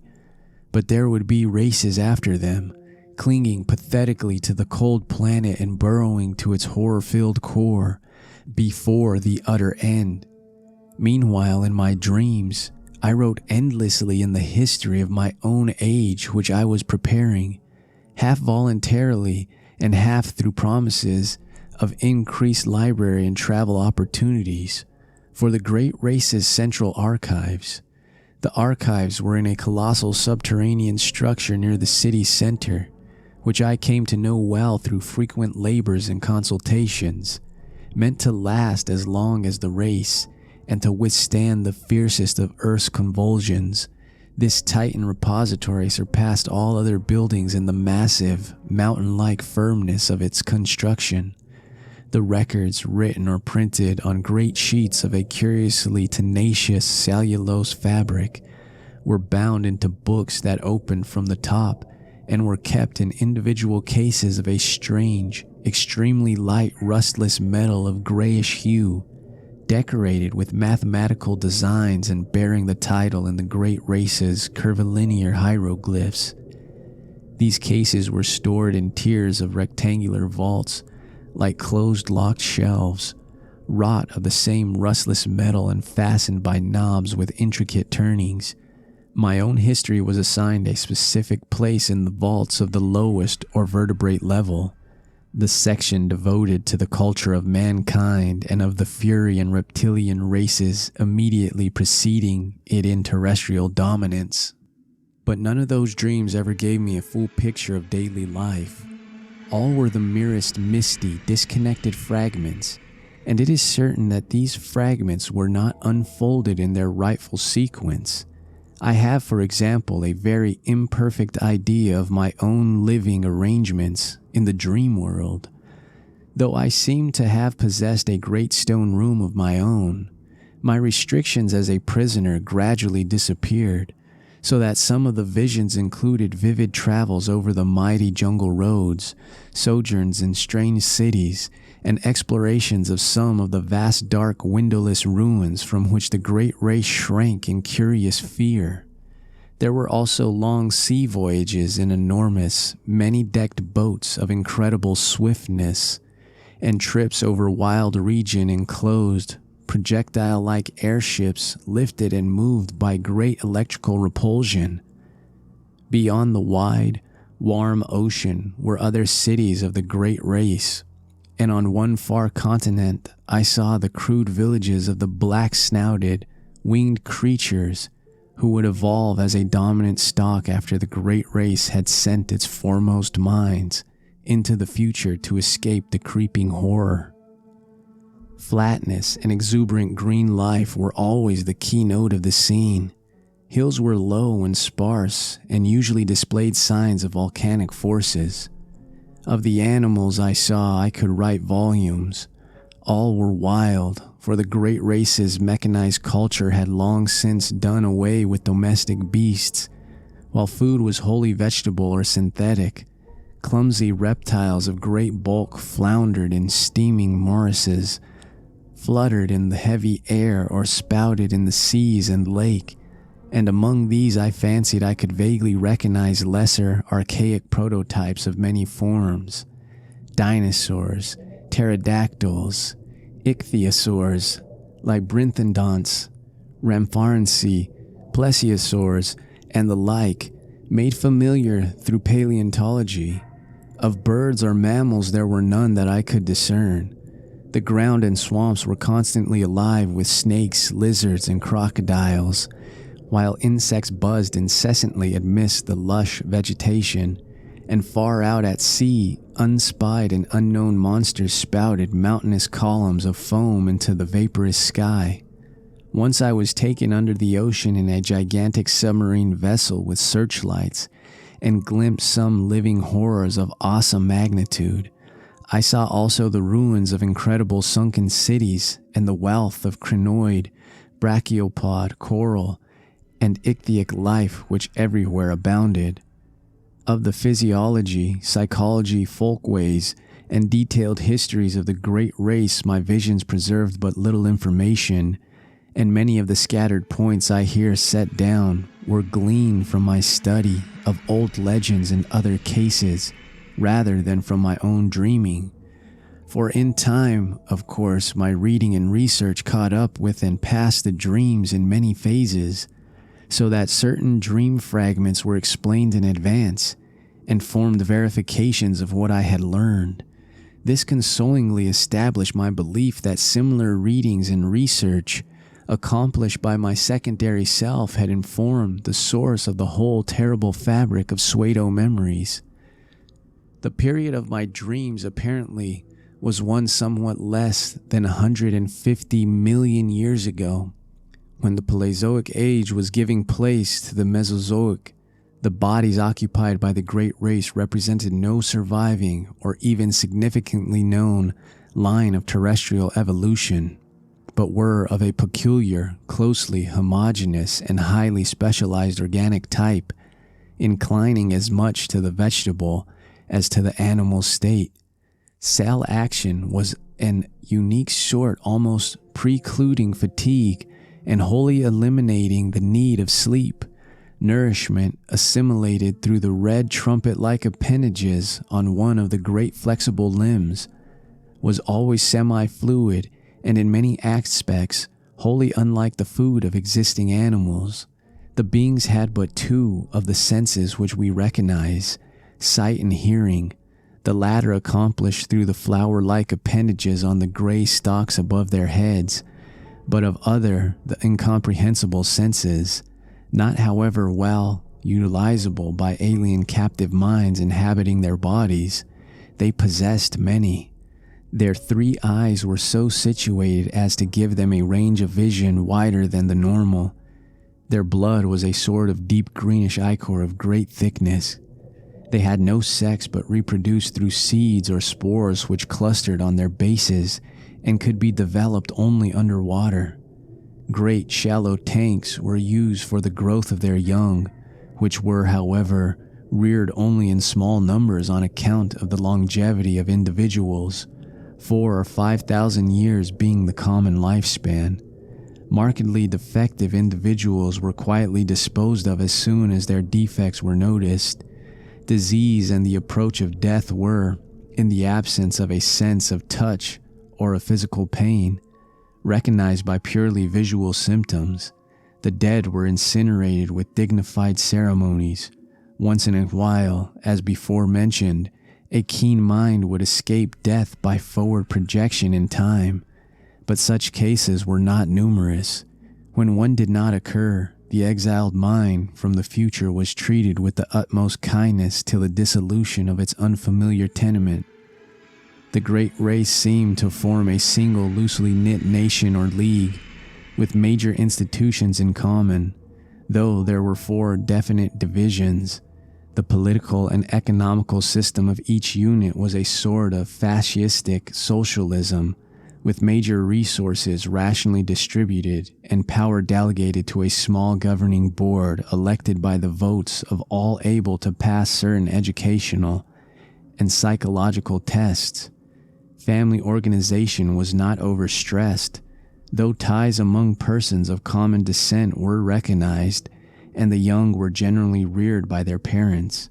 Resemblances to human attitudes and institutions were, of course, most marked in those fields where on the one hand highly abstract elements were concerned, or where on the other hand there was a dominance of the basic. Unspecialized urges common to all organic life. A few added likenesses came through conscious adoption as the great race probed the future and copied what it liked. Industry, highly mechanized, demand but little time for each citizen, and the abundant leisure was filled with intellectual and aesthetic activities of various sorts. The sciences were carried to an unbelievable height of development, and art was a vital part of life, though at the period of my dreams it had passed its crest and meridian. Technology was enormously stimulated through the constant struggle to survive and to keep in existence the physical fabric of great cities, imposed by the prodigious geologic upheavals of those primal days. Crime was surprisingly scanty and was dealt with through highly efficient policing. Punishments ranged from privilege deprivation and imprisonment to death or major emotion wrenching, and were never administered without a careful study of the criminal's motivations. Warfare, largely civil for the last few millennia, though sometimes waged against reptilian and optotic invaders, or against the winged, star-headed old ones who centered in the Antarctic, was infrequent though infinitely devastating. An enormous army using camera-like weapons which produced tremendous electrical effects was kept on hand for purposes seldom mentioned, but obviously connected with the ceaseless fear of the dark. Windowless alder ruins and of the great sealed trapdoors in the lowest subterranean levels. This fear of the basalt ruins and trapdoors was largely a matter of unspoken suggestion, or at most, of furtive quasi-whispers. Everything specific which bore on it was significantly absent from such books as were on the common shelves. It was the one subject lying altogether under a taboo among the great race, and seemed to be connected alike with horrible bygone struggles and with that future peril which would someday force the race to send its keener minds ahead en masse in time. Imperfect and fragmentary as were the other themes presented by dreams and legends, this matter was still more bafflingly shrouded. The vague old myths avoided it, or perhaps all allusions had for some reason been excised, and in the dreams of myself and others, the hints were peculiarly few. Members of the great race never intentionally referred to the matter, and what could be gleaned came only from some of the more sharply observant captive minds. According to these scraps of information, the basis of the fear was a horrible elder race of half polypus, utterly alien entities which had come through space from immeasurably distant universes and had dominated the Earth and 3 other solar planets about 600 million years ago. They were only partly material, as we understand matter, and their type of consciousness and media of perception differed wholly from those of terrestrial organisms. For example, their senses did not include that of sight, their mental wording being a strange, non-visual pattern of impressions. They were, however, sufficiently material to use implements of normal matter when in cosmic areas containing it, and they required housing, albeit of a peculiar kind. Though their senses could penetrate all material barriers, their substance could not, and certain forms of electrical energy could wholly destroy them. They had the power of aerial motion despite the absence of wings or any other visible means of levitation. Their minds were of such texture that no exchange with them could be effected by the great race. When these things had come to Earth, they had built mighty basalt cities of windowless towers, and had preyed horribly upon the beings they found. Thus it was when the minds of the great race sped across the void from that obscure transgalactic world, known in the disturbing and debatable Eldtown shards as Yith. The newcomers, with the instruments they created, had found it easy to subdue the predatory entities and drive them down to those caverns of inner earth, which they had already joined to their abodes and begun to inhabit. Then they had sealed the entrances and left them to their fate, afterward occupying most of their great cities and preserving certain important buildings for reasons connected more with superstition than with indifference, boldness, or scientific and historical zeal. But as the aeons passed, there came vague, evil signs that the elder things were growing strong and numerous in the inner world. There were sporadic eruptions of a particularly hideous character in certain small and remote cities of the great race, and in some of the deserted elder cities which the great race had not peopled, places where the path to the gulfs below had not been properly sealed or guarded. After that, greater precautions were taken, and many of the paths were closed forever, though a few were left with sealed trap doors for strategic use in fighting the elder things, if ever they broke forth in unexpected places. Fresh rifts caused by the self-same geologic change which had choked some of the paths and had slowly lessened the number of outer world structures and ruins surviving from the conquered entities. The eruptions of the elder things must have been shocking beyond all description, since they had permanently colored the psychology of the great race. Such was the fixed mood of horror that the very aspect of the creatures was left unmentioned. At no time was I able to gain a clear hint of what they looked like. There were veiled suggestions of a monstrous placidity and of temporary lapses of visibility, while other fragmentary whispers referred to their control and military use of great winds. Singular whistling noises and colossal footprints made up of 5 circular toe marks seemed also to be associated with them. It was evident that the coming doom so desperately feared by the great race, the doom that was one day to send millions of keen minds across the chasm of time to strange bodies in the safer future, had to do with a final successful eruption of the elder beings. Mental projections down the ages had clearly foretold such a horror, and the great race had resolved that none who could escape should face it, that the foray would be a matter of vengeance rather than an attempt to reoccupy the outer world. They knew from the planet's later history, for their projections showed the coming and going of subsequent races, untroubled by the monstrous entities.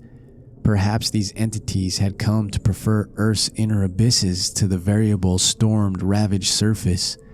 Since light meant nothing to them, perhaps, too, they were slowly weakening with the aeons. Indeed, it was known that they would be quite dead in the time of the post-human beetle race, which the fleeting minds would tenant.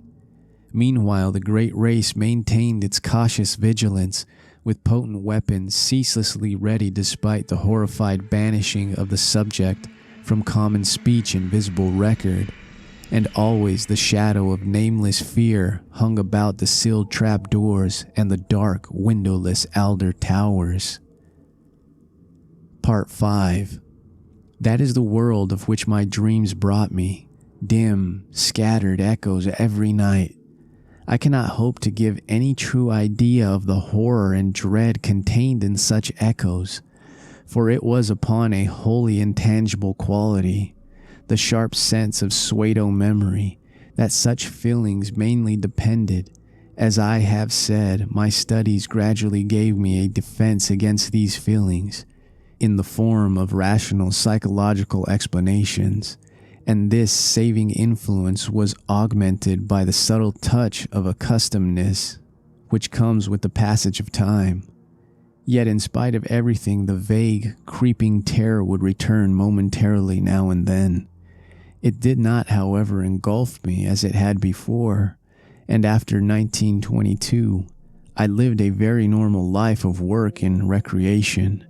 In the course of years, I began to feel that my experience, together with the kindred cases and the related folklore, ought to be definitely summarized and published for the benefit of serious students. Hence, I prepared a series of articles briefly covering the whole ground and illustrated with crude sketches of some of the shapes, scenes, decorative motifs, and hieroglyphs remembered from the dreams.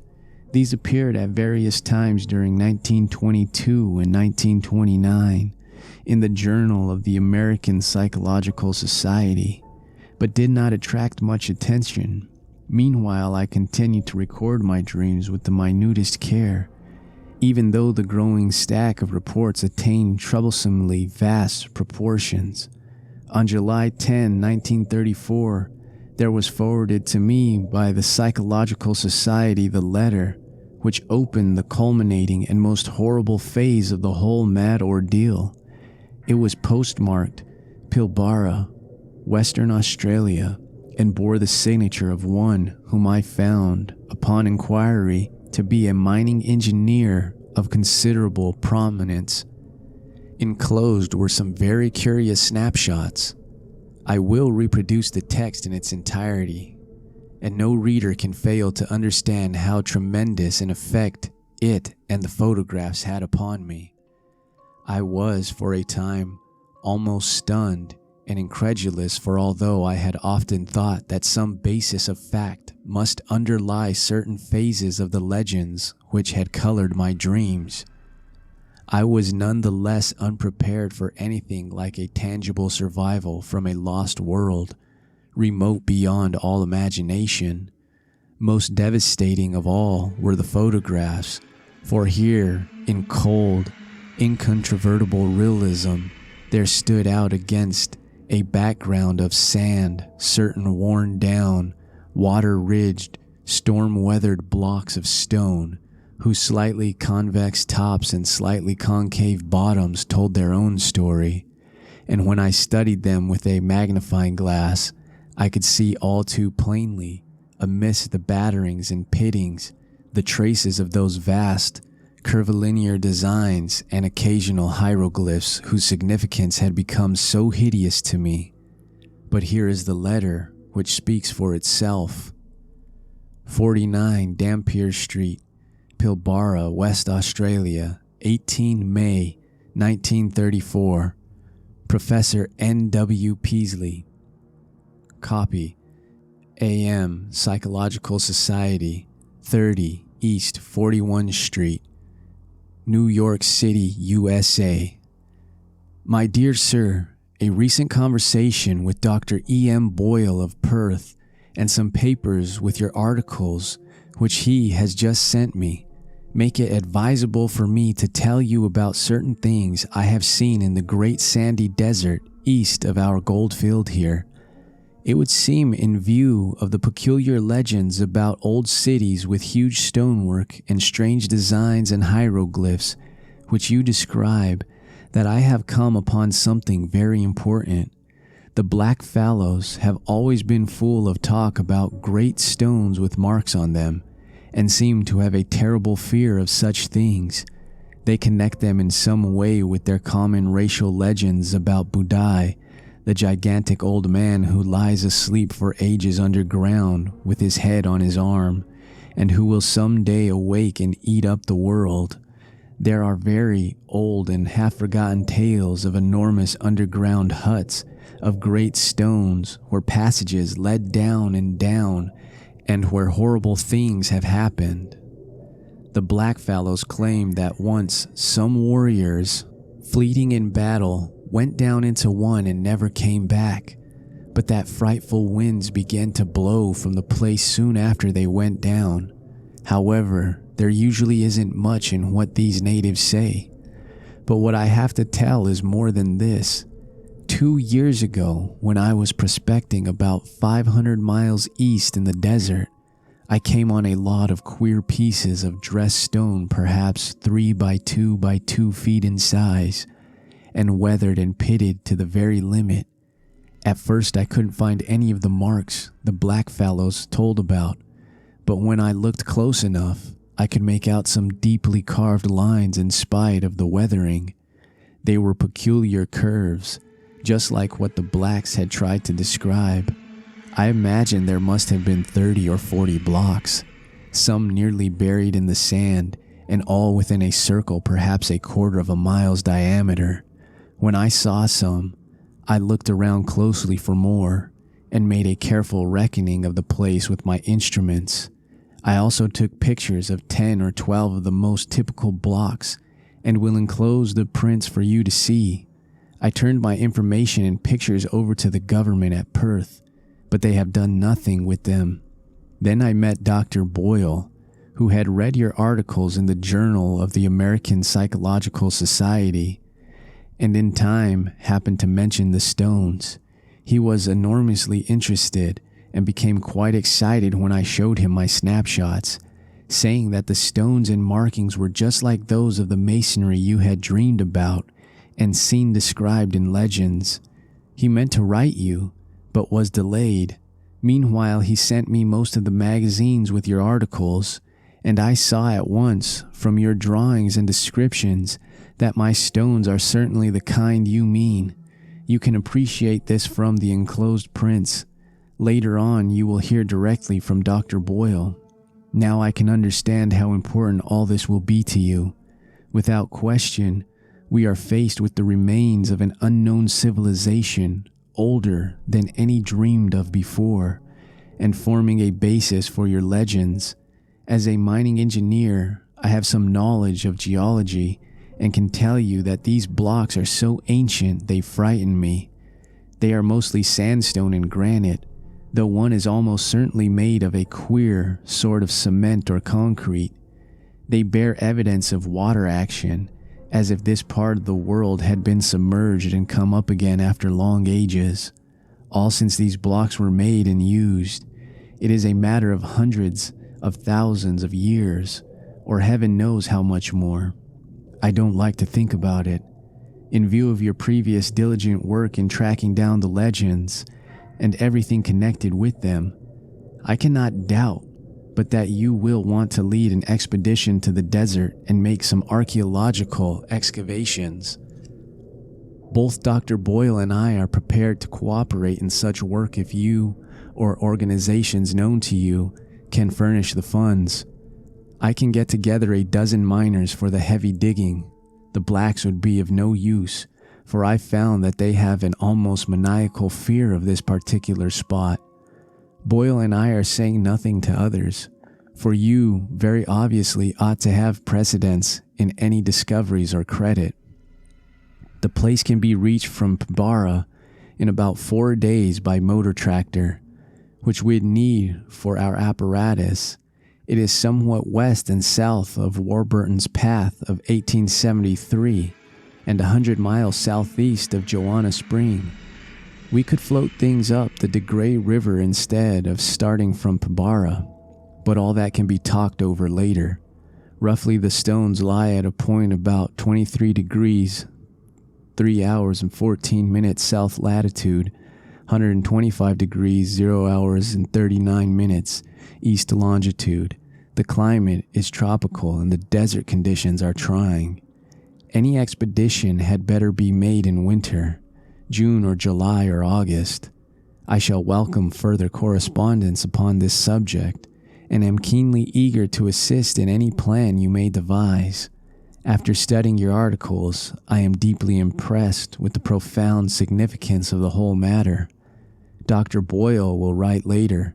When rapid communication is needed, a cable to Perth can be relayed by wireless, hoping profoundly for an early message.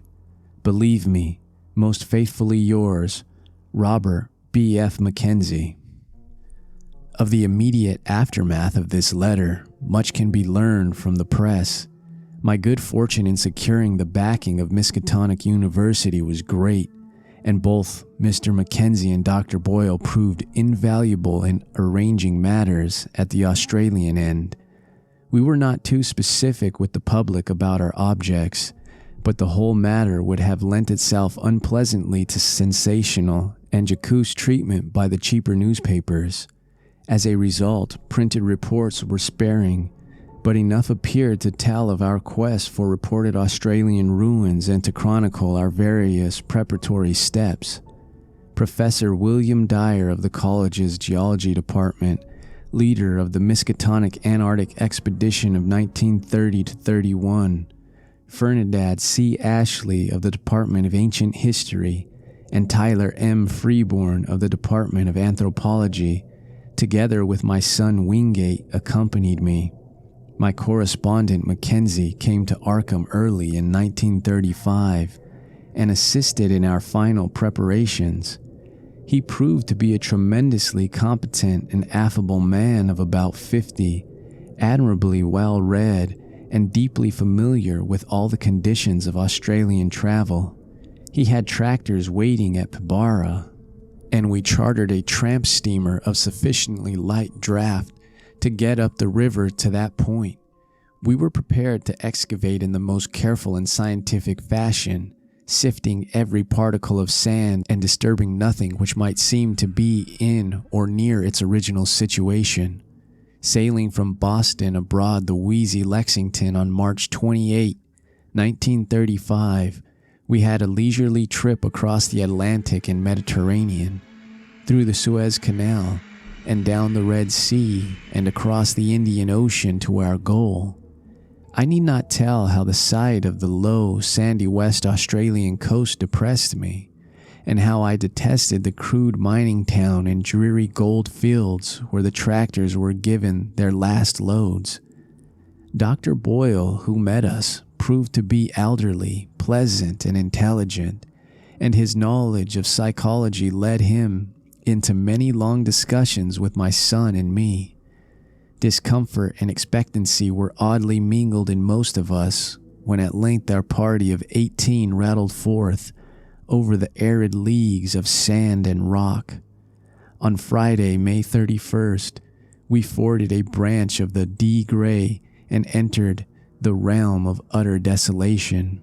A certain positive terror grew on me as we advanced to this actual sight of the elder world behind the legends. A terror, of course, abetted by the fact that my disturbing dreams and pseudo memories still beset me with unabated force. It was on Monday, June 3, that we saw the first of the half-buried blocks. I cannot describe the emotions with which I actually touched, in objective reality, a fragment of cyclopean masonry in every respect, like the blocks and the walls of my dream buildings. There was a distinct trace of carving, and my hand trembled as I recognized part of the curvilinear decorative scheme made hellish to me through years of tormenting nightmare and baffling research. A month of digging brought a total of some 1,250 blocks in varying stages of wear and disintegration. Most of these were carven megaliths with curved tops and bottoms. A minority were smaller, flatter, plain-surfaced, and square or octagonally cut, like those of the floors and pavements in my dreams, while a few were singularly massive and curved or slanted in such a manner as to suggest use in vaulting or groining, or as parts of arches or round window casings. The deeper and the farther north and east we dug, the more blocks we found, though we still failed to discover any trace of arrangement among them. Professor Dyer was appalled at the measureless age of the fragments, and Freeborn found traces of symbols which fitted darkly into certain Papuan and Polynesian legends of infinite antiquity.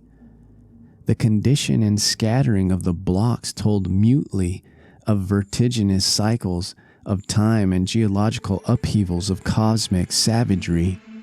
We had an aeroplane with us, and my son Wingate would often go up to different heights and scan the sand and rock waste for signs of dim, large-scale outlines, either differences of level or trails of scattered blocks. His results were virtually negative, for whenever he would one day think he had glimpsed some significant trend, he would on his next trip find the impression replaced by another equally insubstantial, a result of the shifting, wind-blown sand. One or two of these ephemeral suggestions, though affected me queerly and disagreeably, they seemed after a fashion to dovetail horribly with something which I had dreamed or read, but which I could no longer remember. There was a terrible pseudo-familiarity about them, which somehow made me look furtively and apprehensively over the abominable, sterile terrain toward the north and northeast. Around the first week in July, I developed an unaccountable set of mixed emotions about that general northeasterly region. There was horror, and there was curiosity, but more than that, there was a persistent and perplexing illusion of memory. I tried all sorts of psychological expedients to get these notions out of my head, but met with no success. Sleeplessness also gained upon me, but I almost welcomed this because of the resultant shortening of my dream periods. I acquired the habit of taking long, lone walks in the desert late at night, usually to the north or northeast, whither the sum of my strange new impulses seemed subtly to pull me. Sometimes on these walks, I would stumble over nearly buried fragments of the ancient masonry. Though there were fewer visible blocks here than when we had started, I felt sure that there must be a vast abundance beneath the surface. The ground was less level than at our camp, and the prevailing high winds now and then piled the sand into fantastic temporary hillocks, exposing some traces of the alder stones while it covered other traces. I was queerly anxious to have the excavations extend to this territory, yet at the same time dreaded what might be revealed. Obviously, I was getting into a rather bad state, all the worse because I could not account for it. An indication of my poor nervous health can be gained from my response to an odd discovery which I made on one of my nocturnal rambles. It was on the evening of July 11th when a gibbous moon flooded the mysterious hillocks with a curious pallor. Wandering somewhat beyond my usual limits, I came upon a great stone which seemed to differ markedly from any we had yet encountered. It was almost wholly covered, but I stooped and cleared away the sand with my hands, later studying the object carefully and supplementing the moonlight with my electric torch. Unlike the other very large rocks, this one was perfectly square cut with no convex or concave surface. It seemed, too, to be of a dark basaltic substance wholly dissimilar to the granite and sandstone and occasionally concrete of the now familiar fragments.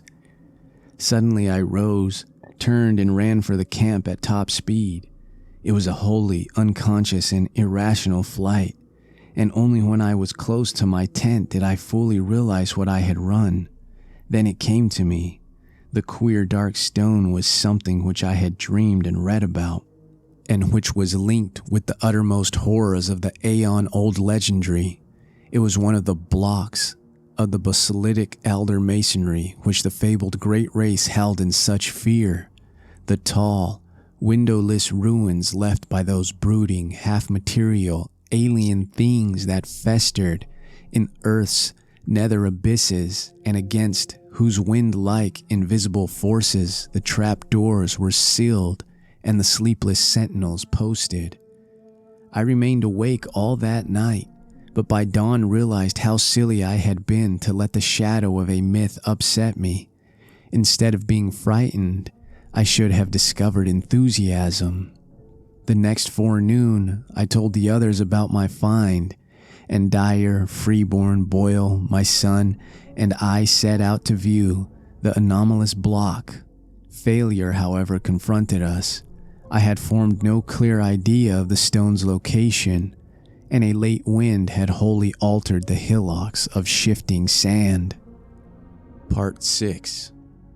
I come now to the crucial and most difficult part of my narrative, all the more difficult because I cannot be quite certain of its reality. At times I feel uncomfortably sure that I was not dreaming or deluded, and it is this feeling, in view of the stupendous implications which the objective truth of my experience would raise, which impels me to make this record. My son, a trained psychologist with the fullest and most sympathetic knowledge of my whole case, shall be the primary judge of what I have to tell. First, let me outline the externals of the matter, as those at the camp know them. On the night of July 17 to 18, after a windy day, I retired early but could not sleep.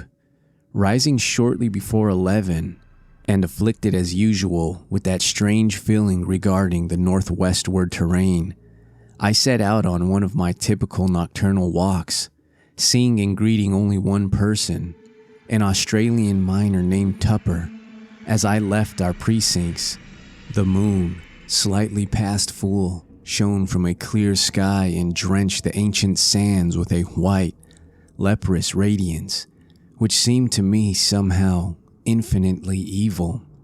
There was no longer any wind, nor did any return for nearly 5 hours, as amply attested by Tupper and others who did not sleep through the night.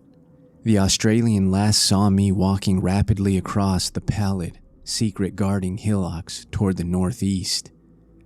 About 3:30 a.m., a violent wind blew up, waking everyone in camp and fouling 3 of the tents. The sky was unclouded and the desert still blazed with that leprous moonlight.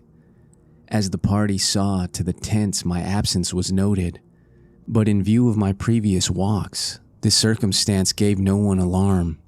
And yet as many as 3 men, all Australians, seemed to feel something sinister in the air. Mackenzie explained to Professor Freeborn that this was a fear picked up from blackfallow folklore, the natives having woven a curious fabric of malignant myth about high winds which at long intervals sweep across the sands under a clear sky. Such winds, it is whispered, blow out of the great stone huts under the ground where terrible things have happened, and are never felt except near places where the big marked stones are scattered. Close to 4, the gale subsided as suddenly as it had begun, leaving the sand hills in new and unfamiliar shapes. It was just past 5, with the bloated, fungoid moon sinking in the west, when I staggered into camp, hatless, tattered, features scratched and ensanguined, and without my electric torch. Most of the men had returned to bed, but Professor Dyer was smoking a pipe in front of his tent. Seeing my winded and almost frenzied state, he called Dr. Boyle, and the 2 of them got me on my cot and made me comfortable. My son, roused by the stir, soon joined them, and they all tried to force me to lie still and attempt sleep. But there was no sleep for me. My psychological state was very extraordinary, different from anything I had previously suffered. After a time, I insisted upon talking, nervously and elaborately explaining my condition. I told them I had become fatigued and had lain down in the sand for a nap. There had, I said, been dreams even more frightful than usual, and when I was awaked by the sudden high wind, my overwrought nerves had snapped. I had fled in panic, frequently falling over half-buried stones and thus gaining my tattered and bedraggled aspect. I must have slept long, hence the hours of my absence. Of anything strange either seen or experienced I hinted absolutely nothing, exercising the greatest self-control in that respect. But I spoke of a change of mind regarding the whole work of the expedition, and earnestly urged a halt in all digging toward the northeast. My reasoning was patently weak, for I mentioned a dearth of blocks, a wish not to offend the superstitious miners, a possible shortage of funds from the college, and other things either untrue or irrelevant. Naturally, no one paid the least attention to my new wishes, not even my son, whose concern for my health was very obvious. The next day I was up and around the camp, but took no part in the excavations. Seeing that I could not stop the work, I decided to return home as soon as possible for the sake of my nerves, and made my son promise to fly me in the plane to Perth, 1,000 miles to the southwest, as soon as he had surveyed the region I wished left alone. If, I reflected, the thing I had seen was still visible, I might decide to attempt a specific warning, even at the cost of ridicule. It was just conceivable that the miners who knew the local folklore might back me up. Humoring me, my son made the survey that very afternoon, flying over all the terrain my walk could possibly have covered. Yet nothing of what I had found remained in sight. It was the case of the anomalous basalt block all over again, and shifting sand had wiped out every trace. For an instant, I half regretted having lost a certain awesome object in my stark fright, but now I know that the loss was merciful. I can still believe my whole experience an illusion, especially if, as I devoutly hope, that hellish abyss is never found. Wingate took me to Perth July 20. Though declining to abandon the expedition and return home, he stayed with me until the 25th, when the steamer for Liverpool sailed. Now in the cabin of the Empress, I am pondering long and frantically on the entire matter, and have decided that my son, at least, must be informed. It shall rest with him whether to diffuse the matter more widely. In order to meet any eventuality, I have prepared this summary of my background as already known in a scattered way to others, and will now tell as briefly as possible what seemed to happen during my absence from the camp that hideous night. Nerves on edge and whipped into a kind of perverse eagerness by that inexplicable, dread-mingled pseudo-mnemonic urge toward the northeast, I plodded on beneath the evil, burning moon. Here and there I saw, half shrouded by the sand, those primal cyclopean blocks left from nameless and forgotten aeons. The incalculable age and brooding horror of this monstrous waste began to oppress me as never before, and I could not keep from thinking of my maddening dreams, of the frightful legends which lay behind them, and of the present fears of natives and miners concerning the desert and its carven stones. And yet I plodded on as if to some eldritch rendezvous, more and more assailed by bewildering fancies, compulsions, and pseudo-memories. I thought of some of the possible contours of the lines of stones as seen by my son from the air, and wondered why they seemed at once so ominous and familiar. Something was fumbling and rattling at the latch of my recollection, while another unknown force sought to keep the portal barred. The night was windless, and the pallid sand curved upward and downward like frozen waves of the sea. I had no goal, but somehow plowed along as if with fate-bound assurance. My dreams welled up into the waking world, so that each sand-embedded megalith seemed part of endless rooms and corridors of pre-human masonry, carved and hieroglyphed with symbols that I knew too well from years of custom as a captive mind of the great race. At moments I fancied I saw those omniscient conical horrors moving about at their accustomed tasks, and I feared to look down, lest I find myself one with them in aspect. Yet all the while I saw the sand-covered blocks as well as the rooms and corridors, the evil burning moon as well as the lamps of luminous crystal, and endless desert as well as the waving ferns and cycads beyond the windows. I was awake and dreaming at the same time.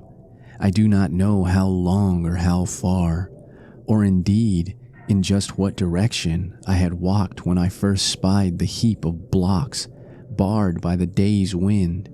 It was the largest group in one place that I had so far seen, and so sharply did it impress me that the visions of fabulous aeons faded suddenly away.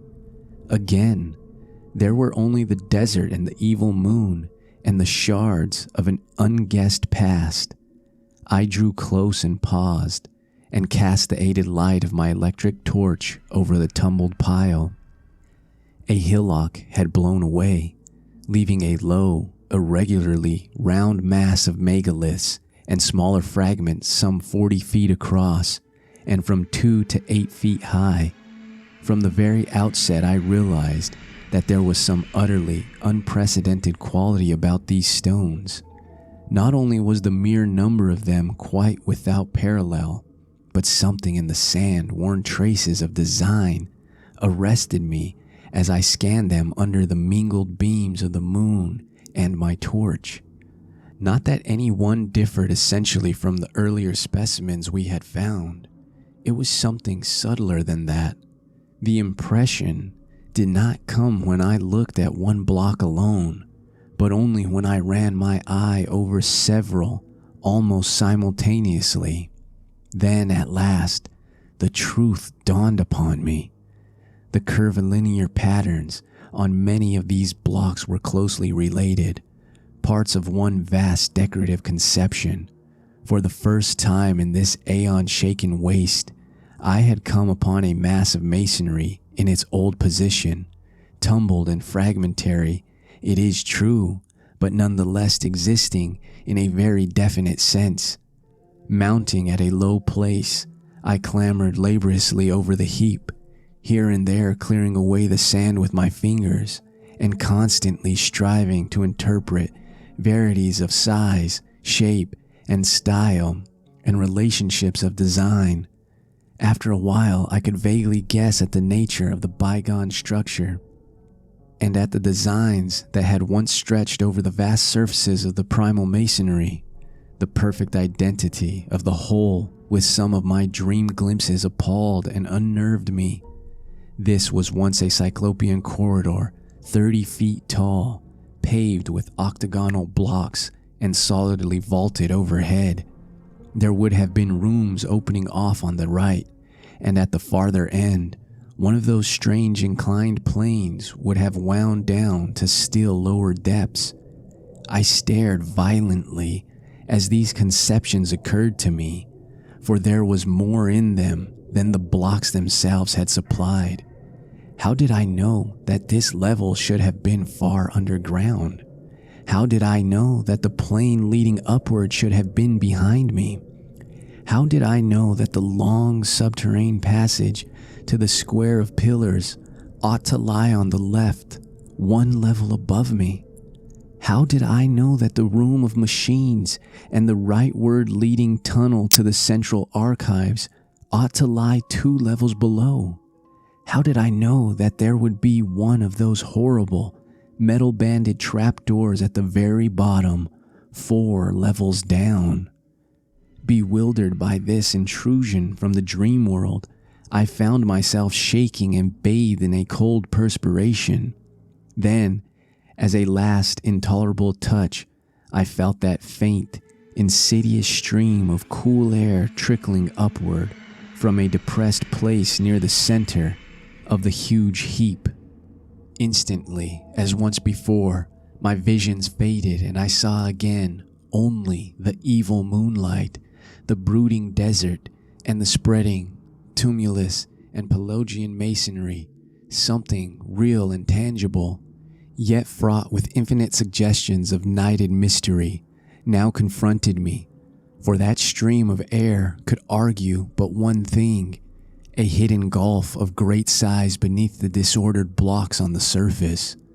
My first thought was of the sinister black-fallow legends of vast underground huts among the megaliths where horrors happen and great winds are born. Then thoughts of my own dreams came back, and I felt dim pseudo-memories tugging at my mind. What manner of place lay below me? What primal, inconceivable source of age-old myth cycles and haunting nightmares might I be on the brink of uncovering? It was only for a moment that I hesitated, for more than curiosity and scientific zeal was driving me on and working against my growing fear. I seemed to move almost automatically, as if in the clutch of some compelling fate, pocketing my torch and struggling with a strength that I had not thought I possessed. I wrenched aside first one titan fragment of stone and then another, till there welled up a strong draught whose dampness contrasted oddly with the desert's dry air. A black rift began to yawn, and at length, when I had pushed away every fragment small enough to budge, the leprous moonlight blazed on an aperture of ample width to admit me. I drew out my torch and cast a brilliant beam into the opening. Below me was a chaos of tumbled masonry, sloping roughly down toward the north at an angle of about 45 degrees, and evidently the result of some bygone collapse from above. Between its surface and the ground level was a gulf of impenetrable blackness, at whose upper edge were signs of gigantic, stress-heaved vaulting. At this point, it appeared the desert sands lay directly upon a floor of some titan structure of Earth's youth. How preserved through aeons of geologic convulsion, I could not then and cannot now even attempt to guess. In retrospect, the barest idea of a sudden, lone descent into such a doubtful abyss, and at a time when one's whereabouts were unknown to any living soul, seems like the utter apex of insanity.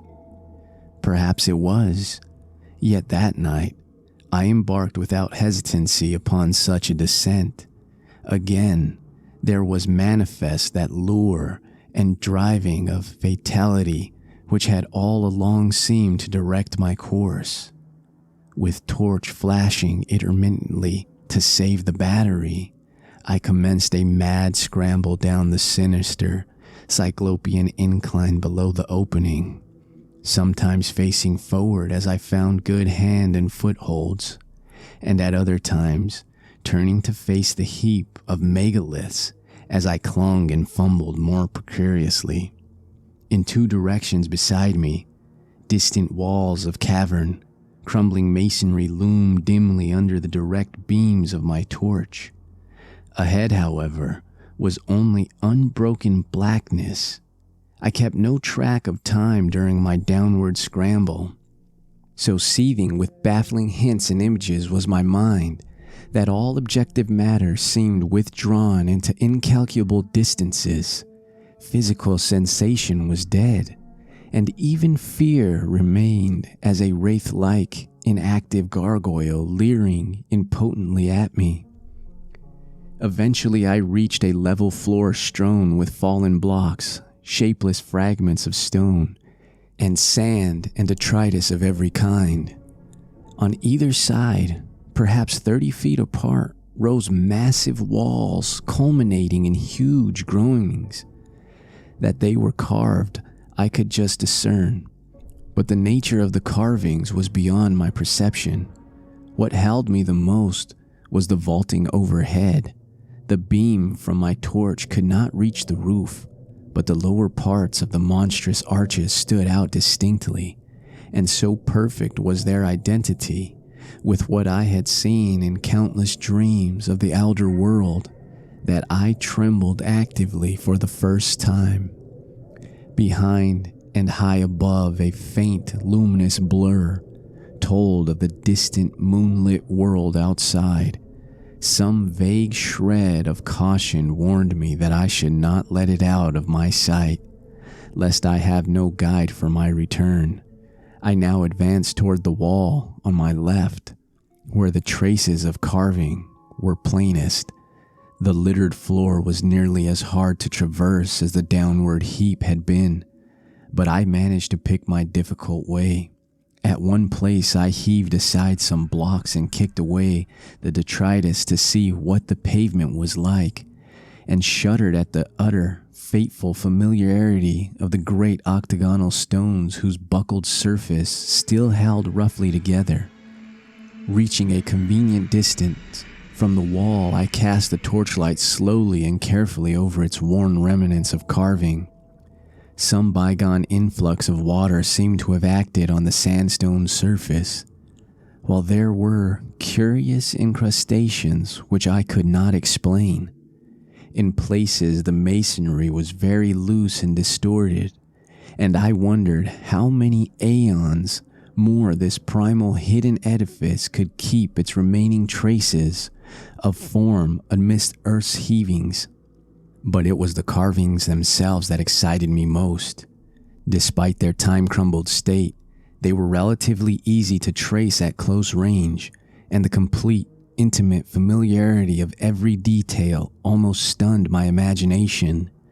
that the major attributes of this hoary masonry should be familiar was not beyond normal credibility, powerfully impressing the weavers of certain myths. They had become embodied in a stream of cryptic lore, which somehow, coming to my notice during the amnesic period, had evoked vivid images in my subconscious mind. But now, could I explain the exact and minute fashion in which each line and spiral of these strange designs tallied with what I had dreamt for more than a score of years? What obscure, forgotten iconography could have reproduced each subtle shading and nuance which so persistently, exactly, and unvaryingly besieged my sleeping vision night after night? For this was no chance or remote resemblance. Definitely and absolutely, the millennially ancient, aeon-hidden corridor in which I stood was the original of something I knew in sleep as intimately as I knew my own house in Crane Street, Arkham. True, my dream showed the place in its undecayed prime, but the identity was no less real on that account. I was wholly and horribly oriented. The particular structure I was in was known to me. Known, too, was its place in that terrible Alder city of dreams. That I could visit unerringly any point in that structure or in that city which had escaped the changes and devastations of unaccounted ages. I realized without hideous and instinctive certainty, what in God's name could all this mean? How had I come to know what I knew? And what awful reality could lie behind those antique tales of the beings who had dwelt in this labyrinth of primordial stone? Words can convey only fractionally the welter of dread and bewilderment which ate at my spirit. I knew this place. I knew what lay before me, and what had lain overhead before the myriad towering stories had fallen to dust and debris and the desert. No need now, I thought with a shudder, to keep that faint blur of moonlight in view. I was torn betwixt a longing to flee and a feverish mixture of burning curiosity and driving fatality. What had happened to this monstrous megalopolis of Eld in the millions of years since the time of my dreams? Of the subterranean mazes which had underlain the city and linked all its Titan towers? How much had still survived the writhings of Earth's crust? Had I come upon a whole buried world of unholy archaism? Could I still find the house of the writing master and the tower where Sagaha, a captive mind from the star-headed vegetable carnivores of Antarctica, had chiseled certain pictures on the blank spaces of the walls? Would the passage at the second level down to the Hall of the Alien Minds be still unchoked and traversable? In that hall, the captive mind of an incredible entity, a half-plastic denizen of the hollow interior of an unknown trans-Plutonian planet 18 million years in the future, had kept a certain thing which it had modeled from clay. I shut my eyes and put my hand to my head in a vain, pitiful effort to drive these insane dream fragments from my consciousness.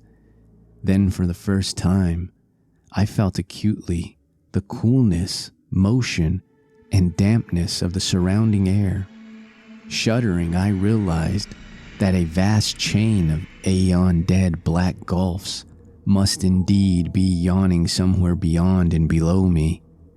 I thought of the frightful chambers and corridors and inclines as I recalled them from my dreams.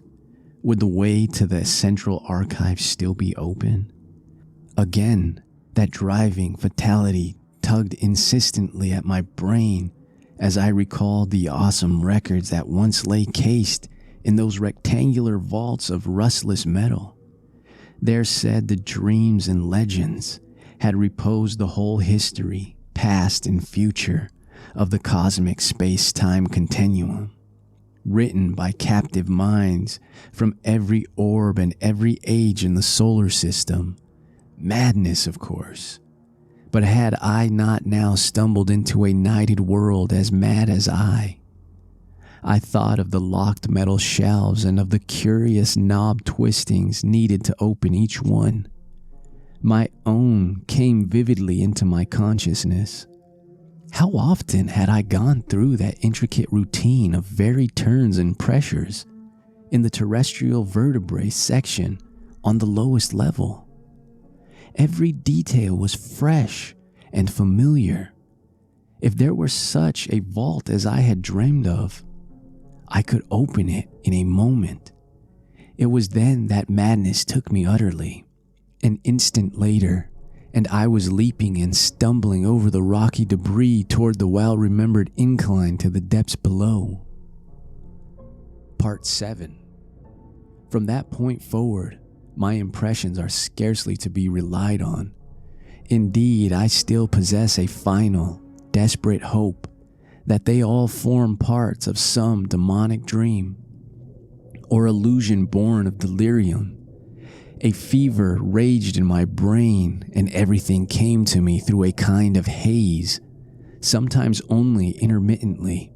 The rays of my torch shot feebly into the engulfing blackness, bringing phantasmal flashes of hideously familiar walls and carvings, all blighted with the decay of ages. In one place, a tremendous mass of vaulting had fallen, so that I had to clamber over a mighty mound of stones, reaching almost to the ragged, grotesquely stalactified roof. It was all the ultimate apex of nightmare, made worse by the blasphemous tug of pseudo memory. One thing only was unfamiliar, and that was my own size in relation to the monstrous masonry. I felt oppressed by a sense of unwanted smallness, as if the sight of these towering walls from a mere human body was something wholly new and abnormal. Again and again I looked nervously down at myself, vaguely disturbed by the human form I possessed. Onward through the blackness of the abyss I leaped, plunged and staggered, often falling and bruising myself, and once nearly shattering my torch. Every stone and corner of that demonic gulf was known to me, and at many points I stopped to cast beams of light through choked and crumbling yet familiar archways. Some rooms had totally collapsed. Others were bare or debris-filled. In a few, I saw masses of metal, some fairly intact, some broken, and some crushed or battered, which I recognized as the colossal pedestals or tables of my dreams. What they could in truth have been, I dared not guess. I found the downward incline and began its descent, though after a time halted by a gaping, ragged chasm whose narrowest point could not be much less than 4 feet across.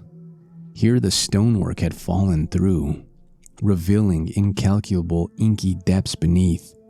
I knew there were 2 more cellar levels in this Titan edifice, and trembled with fresh panic as I recalled the metal clamp trap door on the lowest one. There could be no guards now, for what lurked beneath had long since done its hideous work and sunk into its long decline. By the time of the post-human beetle race, it would be quite dead, and yet as I thought of the native legends, I trembled anew. It cost me a terrible effort to vault that yawning chasm, since the littered floor prevented a running start, but madness drove me on. I chose a place close to the left-hand wall, where the rift was least wide and the landing spot reasonably clear of dangerous debris, and after one frantic moment, reached the other side in safety. At last, gaining the lower level, I stumbled on past the archway of the room of machines, within which were fantastic ruins of metal half buried beneath fallen vaulting. Everything was where I knew it would be, and I climbed confidently over the heaps, which barred the entrance of a vast transverse corridor. This I realized would take me under the city to the central archives. Endless ages seemed to unroll as I stumbled, leaped, and crawled along that debris-cluttered corridor. Now and then I could make out carvings on the age-stained walls, some familiar, others seemingly added since the period of my dreams. Since this was a subterranean house connecting highway, there were no archways save when the route led through the lower levels of various buildings. At some of these intersections, I turned aside long enough to look down well-remembered corridors and into well-remembered rooms. Twice only did I find any radical changes from what I had dreamed of, and in one of these cases, I could trace the sealed-up outlines of the archway I remembered. I shook violently and felt a curious surge of retarding weakness as I steered a hurried and reluctant course through the crypt of one of those great windowless ruined towers, whose alien basalt masonry bespoke a whispered and horrible origin. This primal vault was round and fully 200 feet across, with nothing carved upon the dark-hued stonework.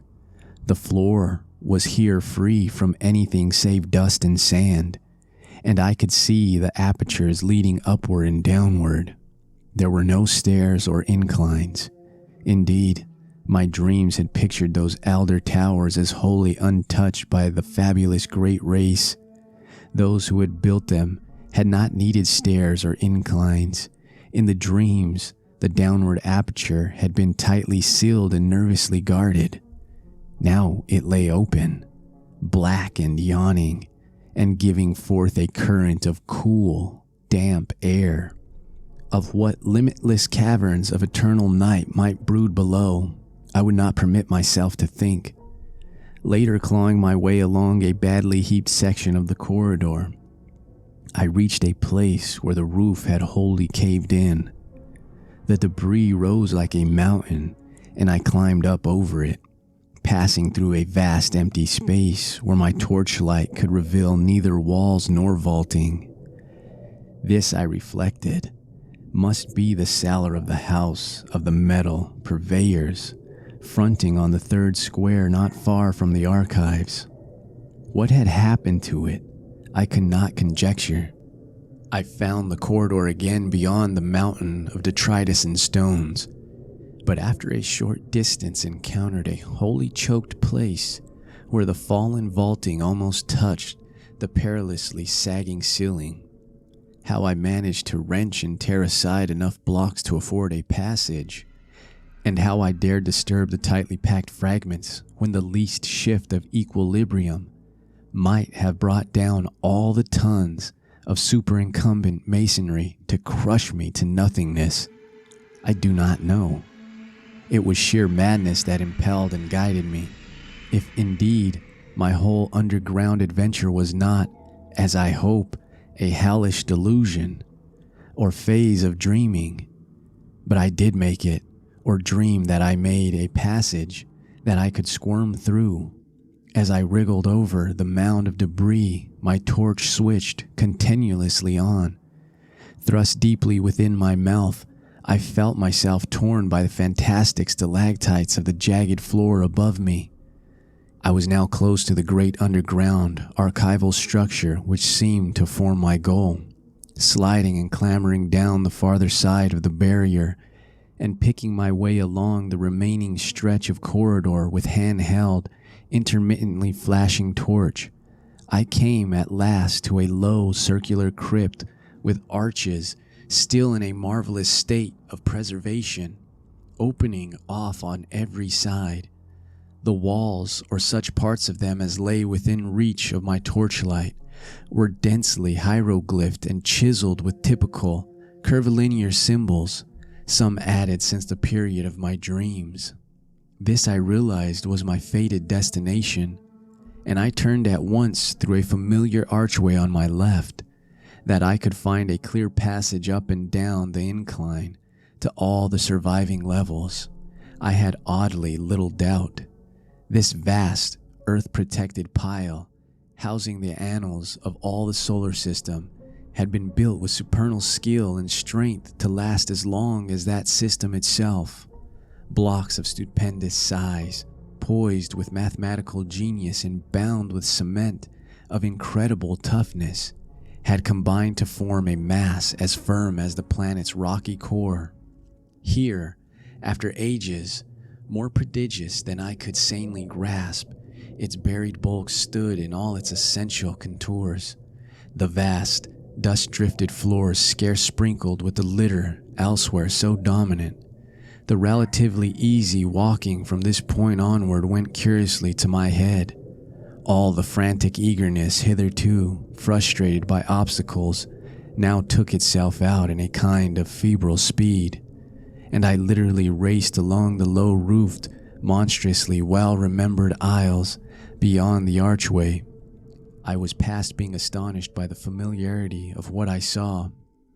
On every hand the great hieroglyphed metal shelf doors loomed monstrously, some yet in place, others sprung open, and still others bent and buckled under bygone geological stresses, not quite strong enough to shatter the Titan masonry. Here and there a dust-covered heap below a gaping, empty shelf seemed to indicate where cases had been shaken down by earth tremors. On occasional pillars were great symbols or letters proclaiming classes and subclasses of volumes. Once I paused before an open vault where I saw some of the accustomed metal cases still in position amidst the omnipresent gritty dust. Reaching up, I dislodged one of the thinner specimens with some difficulty and rested it on the floor for inspection. It was titled in the prevailing curvilinear hieroglyphs, though something in the arrangement of the characters seemed subtly unusual. The odd mechanism of the hooked fastener was perfectly well known to me, and I snapped up the still rustless and workable lid and drew out the book within. The latter, as expected, was some 20 by 15 inches in area and 2 inches thick. The thin metal covers opening at the top, its tough cellulose pages seemed unaffected by the myriad cycles of time they had lived through, and I studied the queerly pigmented, brush-drawn letters of the text, symbols utterly unlike either the usual curved hieroglyphs or any alphabet known to human scholarship. With a haunting, half-aroused memory, it came to me that this was the language used by a captive mind I had known slightly in my dreams, a mind from a large asteroid on which had survived much of the archaic life and lore of the primal planet whereof it formed a fragment. At the same time, I recalled that this level of the archives was devoted to volumes dealing with the non-terrestrial planets. As I ceased poring over the incredible document, I saw that the light of my torch was beginning to fail, hence quickly inserted the extra battery I always had with me. Then, armed with the stronger radiance, I resumed my feverish racing through unending tangles of aisles and corridors, recognizing now and then some familiar shelf, and vaguely annoyed by the acoustic conditions which made my footfalls echo incongruously in these catacombs of aeon-long death and silence. The very prints of my shoes behind me in the millennially untrodden dust made me shudder. Never before, if my mad dreams held anything of truth, had human feet pressed upon those immemorial pavements. Of the particular goal of my insane racing, my conscious mind held no hint. There was, however, some force of evil potency pulling at my dazed will and buried recollections so that I vaguely felt I was not running at random. I came to a downward incline and followed it to profounder depths. Floors flashed by me as I raced, but I did not pause to explore them. In my whirling brain there had begun to beat a certain rhythm which set my right hand twitching in unison. I wanted to unlock something, and felt that I knew all the intricate twists and pressures needed to do it. It would be like a modern safe with a combination lock. Dream or not, I had once known and still knew how any dream or scrap of unconsciously absorbed legend could have taught me a detail so minute, so intricate, and so complex, I did not attempt to explain to myself. I was beyond all coherent thought, for not this whole experience, this shocking familiarity with a set of unknown ruins and this monstrously exact identity of everything before me, with what only dreams and scraps of myth could have suggested, a horror beyond all reason. Probably it was my basic conviction then, as it is now during my saner moments, that I was not awake at all, and that the entire buried city was a fragment of febrile hallucination. Eventually I reached the lowest level and struck off to the right of the incline. For some shadowy reason, I tried to soften my steps. Even though I lost speed thereby, there was a space I was afraid to cross on this last, deeply buried floor, and as I drew near it I recalled what thing in that space I feared. It was merely one of the metal barred and closely guarded trapdoors. There would be no guards now, and on that account I trembled and tiptoed as I had done in passing through that black basalt vault where a similar trapdoor had yawned.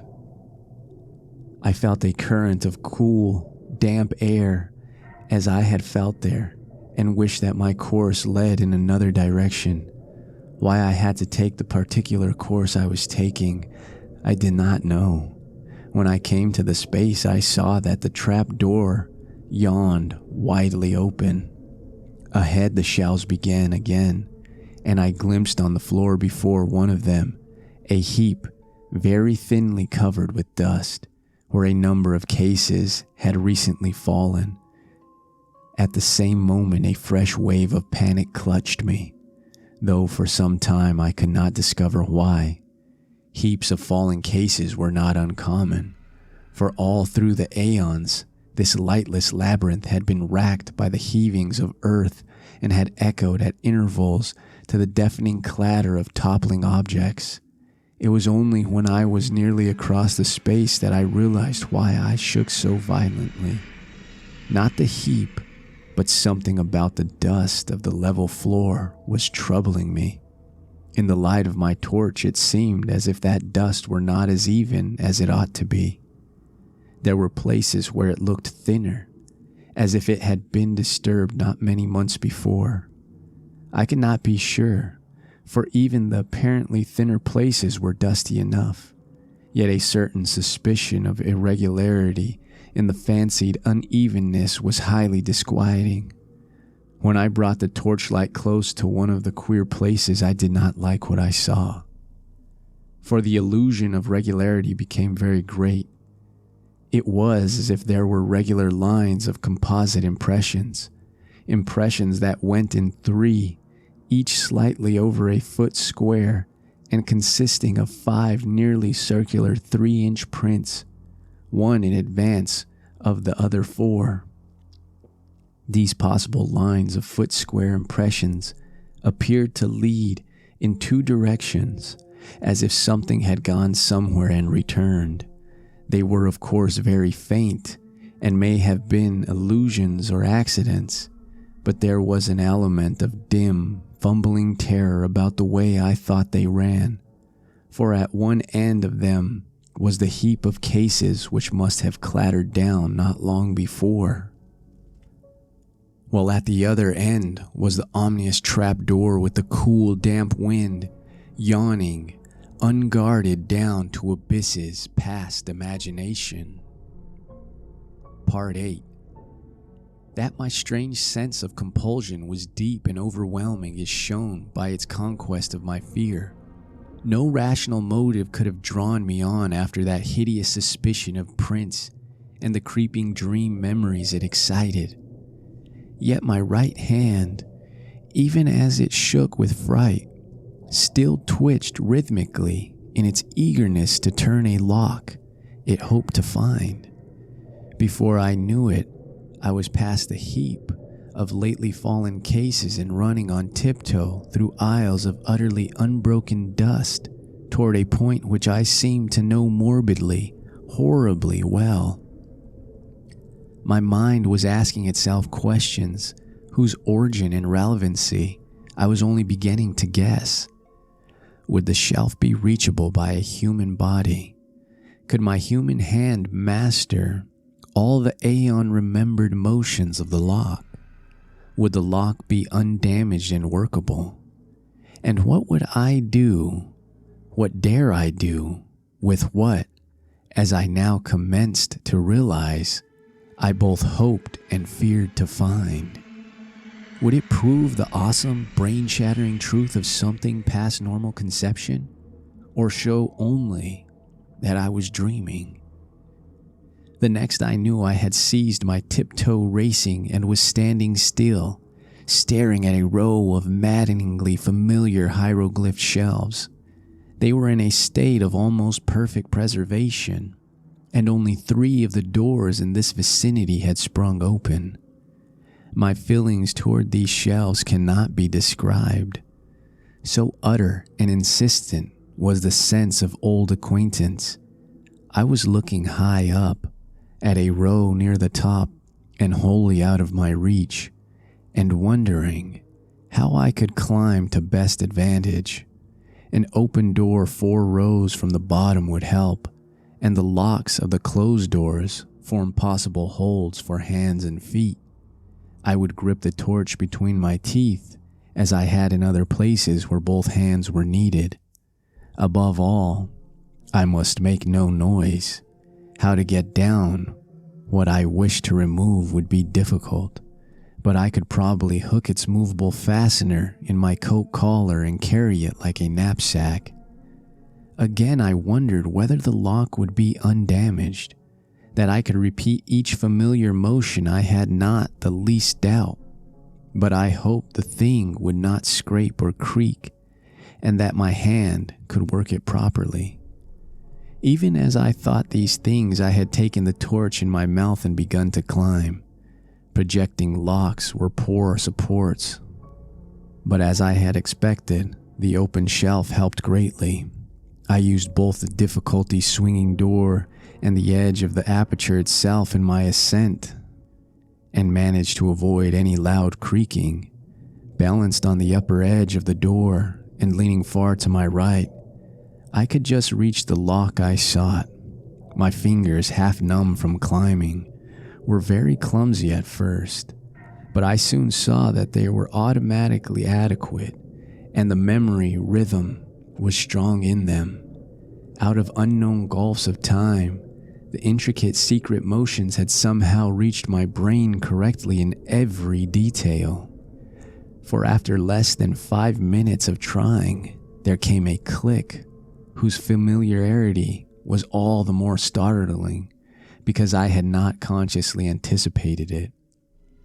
In another instant, the metal door was slowly swinging open, with only the faintest grating sound. Dazedly, I looked over the row of grayish case ends thus exposed, and felt a tremendous surge of some wholly inexplicable emotion. Just within reach of my right hand was a case whose curving hieroglyphs made me shake with a pang indefinitely more complex than one of mere fright. Still shaking, I managed to dislodge it amidst a shower of gray flakes and ease it over toward myself without any violent noise.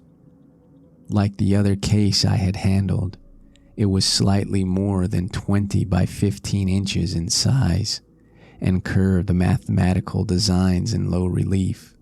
In thickness, it just exceeded 3 inches. Crudely wedging it between myself and the surface I was climbing, I fumbled with the fastener and finally got the hook free. Lifting the cover, I shifted the heavy object to my back and let the hook catch hold of my collar. Hands now free, I awkwardly clambered down to the dusty floor and prepared to inspect my prize.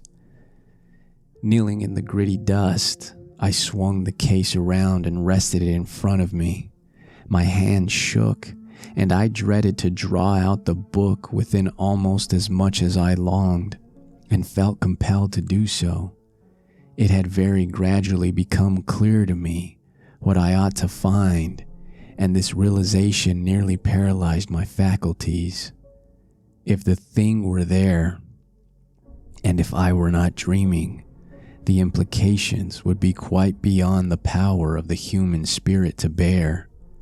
What tormented me most was my momentary inability to feel that my surroundings were a dream. The sense of reality was hideous, and again becomes so as I recall the scene.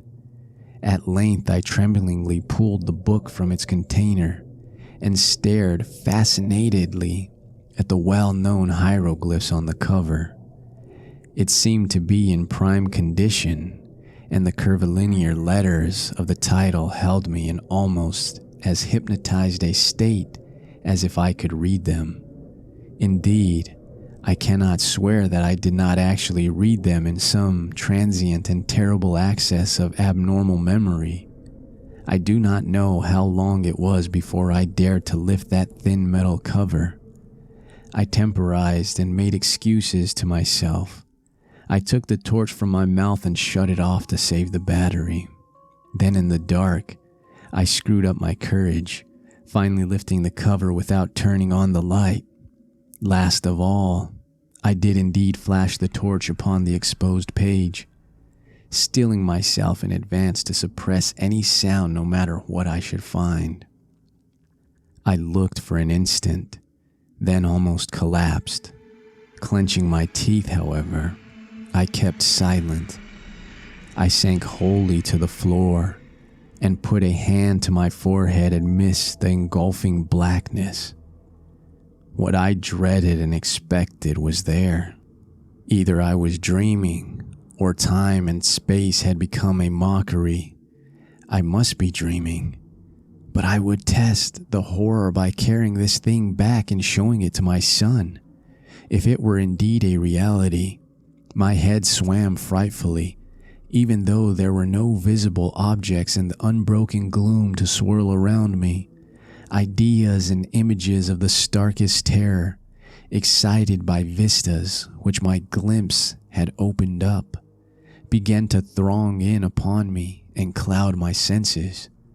I thought of those possible prints in the dust and trembled at the sound of my own breathing as I did so. Once again I flashed on the light and looked at the page as a serpent's victim may look at his destroyer's eyes and fangs. Then with clumsy fingers in the dark, I closed the book, put it in its container, and snapped the lid and the curious hooked fastener. This was what I must carry back to the outer world if it truly existed, if the whole abyss truly existed, if I and the world itself truly existed. Just when I tottered to my feet and commenced my return, I cannot be certain. It comes to me oddly, as a measure of my sense of separation from the normal world, that I did not even once look at my watch during those hideous hours underground. Torch in hand, and with the ominous case under one arm, I eventually found myself tiptoeing in a kind of silent panic past the draft-giving abyss and those lurking suggestions of prints. I lessened my precautions as I climbed up the endless inclines, but could not shake off a shadow of apprehension which I had not felt on the downward journey. I dreaded having to repass through the black basalt crypt that was older than the city itself, where cold drafts welled up from unguarded depths. I thought of that which the great race had feared, and of what might still be lurking, be it ever so weak and dying down there. I thought of those possible 5-circle prints, and of what my dreams had told me of such prints, and of the strange winds and whistling noises associated with them. And I thought of the tales of the modern blacks, wherein the horror of great winds and nameless subterranean ruins was dwelt upon. I knew from a cavern wall symbol the right floor to enter, and came at last, after passing that other book I had examined, to the great circular space with the branching archways. On my right, and at once recognizable, was the arch through which I had arrived. This I now entered, conscious that the rest of my course would be harder because of the tumbled state of the masonry outside the archive building. My new metal-cased burden weighed upon me, and I found it harder and harder to be quiet as I stumbled among debris and fragments of every sort. Then I came to the ceiling-high mound of debris through which I had wrenched a scanty passage. My dread at wriggling through again was infinite, for my first passage had made some noise, and I now, after seeing those possible prints, dreaded sound above all things. The case, too, doubled the problem of traversing the narrow crevice. But I clambered up the barrier as best I could and pushed the case through the aperture ahead of me.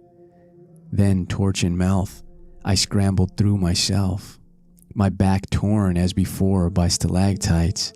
As I tried to grasp the case again, it fell some distance ahead of me down the slope of the debris, making a disturbing clatter and arousing echoes which sent me into a cold perspiration.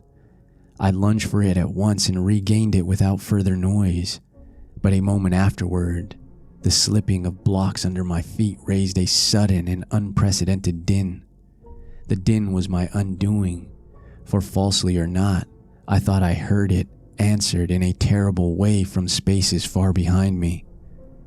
I thought I heard a shrill, whistling sound like nothing else on earth, and beyond any adequate verbal description. It may have been only my imagination.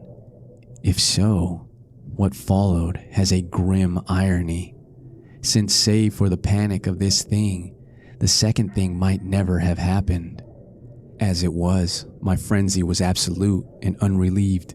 Taking my torch in my hand and clutching feebly at the case, I leaped and bounded wildly ahead with no idea in my brain beyond a mad desire to race out of these nightmare ruins to the waking world of desert and moonlight which lay so far above. I hardly knew it when I reached the mountain of debris which towered in the vast blackness beyond the caved-in roof, and bruised and cut myself repeatedly in scrambling up its steep slope of jagged blocks and fragments. Then came the great disaster, just as I blindly crossed the summit. Unprepared for the sudden dip ahead, my feet slipped utterly and I found myself involved in a mangling avalanche of sliding masonry, whose cannon-loud uproar split the black cavern air in a deafening series of earth-shaking reverberations. I have no recollection of emerging from this chaos, but a momentary fragment of consciousness shows me as plunging and tripping and scrambling along the corridor amidst the clangor, case and torch still with me.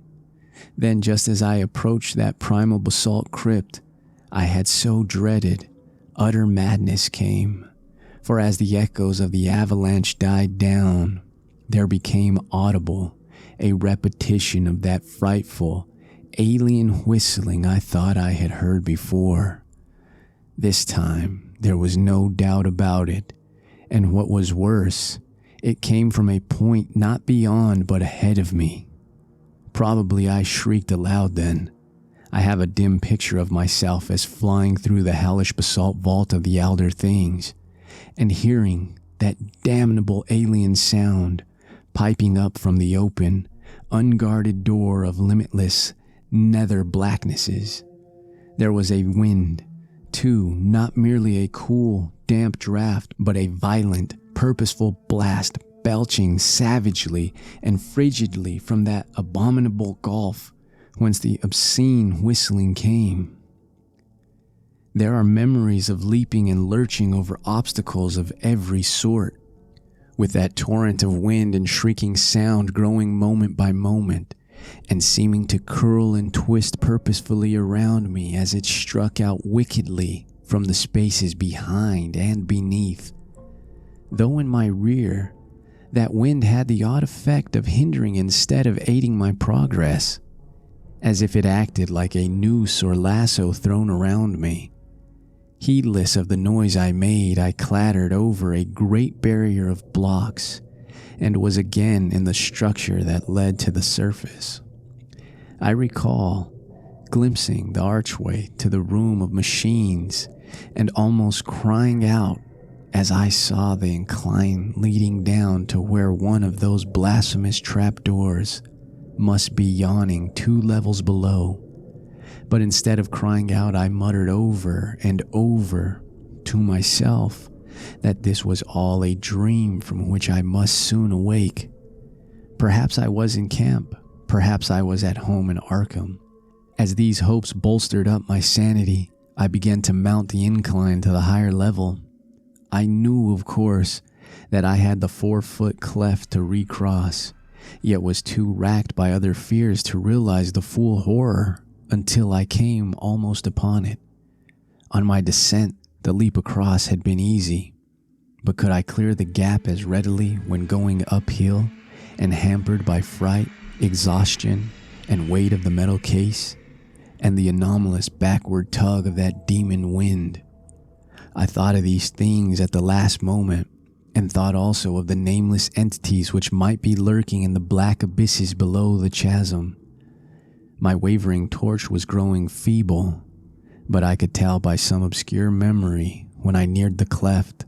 The chill blasts of wind and the nauseous whistling shrieks behind me were for the moment like a merciful opiate, doling my imagination to the horror of the yawning gulf ahead. And then I became aware of the added blasts and whistling in front of me, tides of abomination surging up through the cleft itself from depths unimagined and unimaginable. Now indeed the essence of pure nightmare was upon me. Sanity departed, and ignoring everything except the animal impulse of flight, I merely struggled and plunged upward over the incline's debris as if no gulf had existed. Then I saw the chasm's edge, leaped frenziedly with every ounce of strength I possessed, and was instantly engulfed in a pandemonic vortex of loathsome sound and utter, materially tangible blackness. This is the end of my experience, so far as I can recall. Any further impressions belong wholly to the domain of phantasmagoric delirium. Dream, madness, and memory merged wildly together in a series of fantastic, fragmentary delusions, which can have no relation to anything real. There was a hideous fall through incalculable leagues of viscous, sentient darkness, and a babble of noises utterly alien to all that we know of the earth and its organic life. Dormant, rudimentary senses seemed to start into vitality within me, telling of pits and voids peopled by floating horrors and leading to sunless crags and oceans and teeming cities of windowless basalt towers upon which no light ever shone. Secrets of the primal planet and its immemorial aeons flashed through my brain without the aid of sight or sound, and there were known to me things which not even the wildest of my former dreams had ever suggested. And all the while, cold fingers of damp vapor clutched and picked at me, and that eldritch, damnable whistling shrieked fiendishly above all the alternations of babble and silence in the whirlpools of darkness around.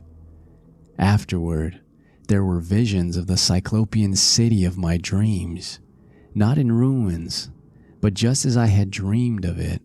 I was in my conical, non-human body again, and mingled with crowds of the great race and the captive minds who carried books up and down the lofty corridors and vast inclines. Then superimposed upon these pictures were frightful, momentary flashes of a non-visual consciousness involving desperate struggles, a writhing free from clutching tentacles of whistling wind and insane bat-like flight through half-solid air, a feverish burrowing through the cyclone-whipped dark, and a wild stumbling and scrambling over fallen masonry. Once there was a curious, intrusive flash of half-sight, a faint, diffuse suspicion of bluish radiance far overhead. Then there came a dream of wind-pursued climbing and crawling, of wriggling into a blaze of sardonic moonlight through a jumble of debris which slid and collapsed after me amidst a morbid hurricane. It was the evil, monotonous beating of that maddening moonlight which at last told me of the return of what I had once known as the objective, waking world. I was clawing prone through the sand of the Australian desert, and around me shrieked such a tumult of wind as I had never before known on the planet's surface. My clothing was in rags, my whole body was a mass of bruises and scratches. Full consciousness returned very slowly, and at no time could I tell just where true memory left off and delirious dream began. There had seemed to be a mound of Titan blocks, an abyss beneath it, a monstrous revelation from the past, and a nightmare horror at the end. But how much of this was real? My flashlight was gone, and likewise any metal case I may have discovered. Had there been such a case, or any abyss, or any mound? Raising my head, I looked behind me and saw only the sterile, undulant sands of the waste. The demon wind died down, and the bloated fungoid moon sank reddeningly in the west. I lurched to my feet and began to stagger southwestward toward the camp. What in truth had happened to me? Had I merely collapsed in the desert and dragged a dream-racked body over miles of sand and buried blocks? If not, how could I bear to live any longer? For in this new doubt, all my faith in the myth-born unreality of my visions dissolved once more into the hellish older doubting. If that abyss was real, then the great race was real, and its blasphemous reachings and seizures in the cosmos' wide vortex of time were no myths or nightmares, but a terrible, soul-shattering actuality. Had I, in full hideous fact, been drawn back to a pre-human world of 150 million years ago in those dark, baffling days of the amnesia? Had my present body been the vehicle of a frightful alien consciousness from Paleogean gulfs of time? Had I, as the captive mind of those shambling horrors, indeed known that accursed city of stone in its primordial heyday, and wriggled down those familiar corridors in the loathsome shape of my captor? Were those tormenting dreams of more than 20 years the offspring of stark, monstrous memories? Had I once veritably talked with minds from reachless corners of time and space, learned the universe's secrets, past and to come, and written the annals of my own world for the metal cases of those Titan archives? And were those others, those shocking elder things of the mad winds and demon pipings, in truth a lingering, lurking menace, waiting and slowly weakening in black abysses, while varied shapes of life drag out their multi-millennial courses on the planet's age-racked surface? I do not know. If that abyss and what it held were real, there is no hope. then all too truly there lies upon this world of man a mocking and incredible shadow out of time. But mercifully, there is no proof that these things are other than fresh phases of my myth-born dreams. I did not bring back the metal case that would have been a proof, and so far, those subterranean corridors have not been found. If the laws of the universe are kind, they will never be found. But I must tell my son what I saw or thought I saw, and let him use his judgment as a psychologist, engaging the reality of my experience and communicating this account to others. I have said that the awful truth behind my tortured years of dreaming hinges absolutely upon the actuality of what I thought I saw in those cyclopean buried ruins. It has been hard for me literally to set down the crucial revelation, though no reader can have failed to guess it. Of course, it lay in that book within the metal case, the case which I pried out of its forgotten lair amidst the undisturbed dust of a million centuries.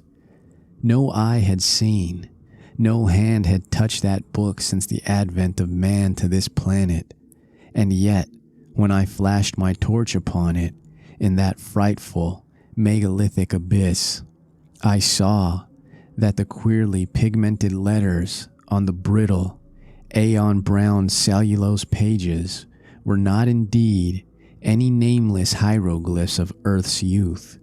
They were instead the letters of our familiar alphabet, spelling out the words of the English language in my own handwriting.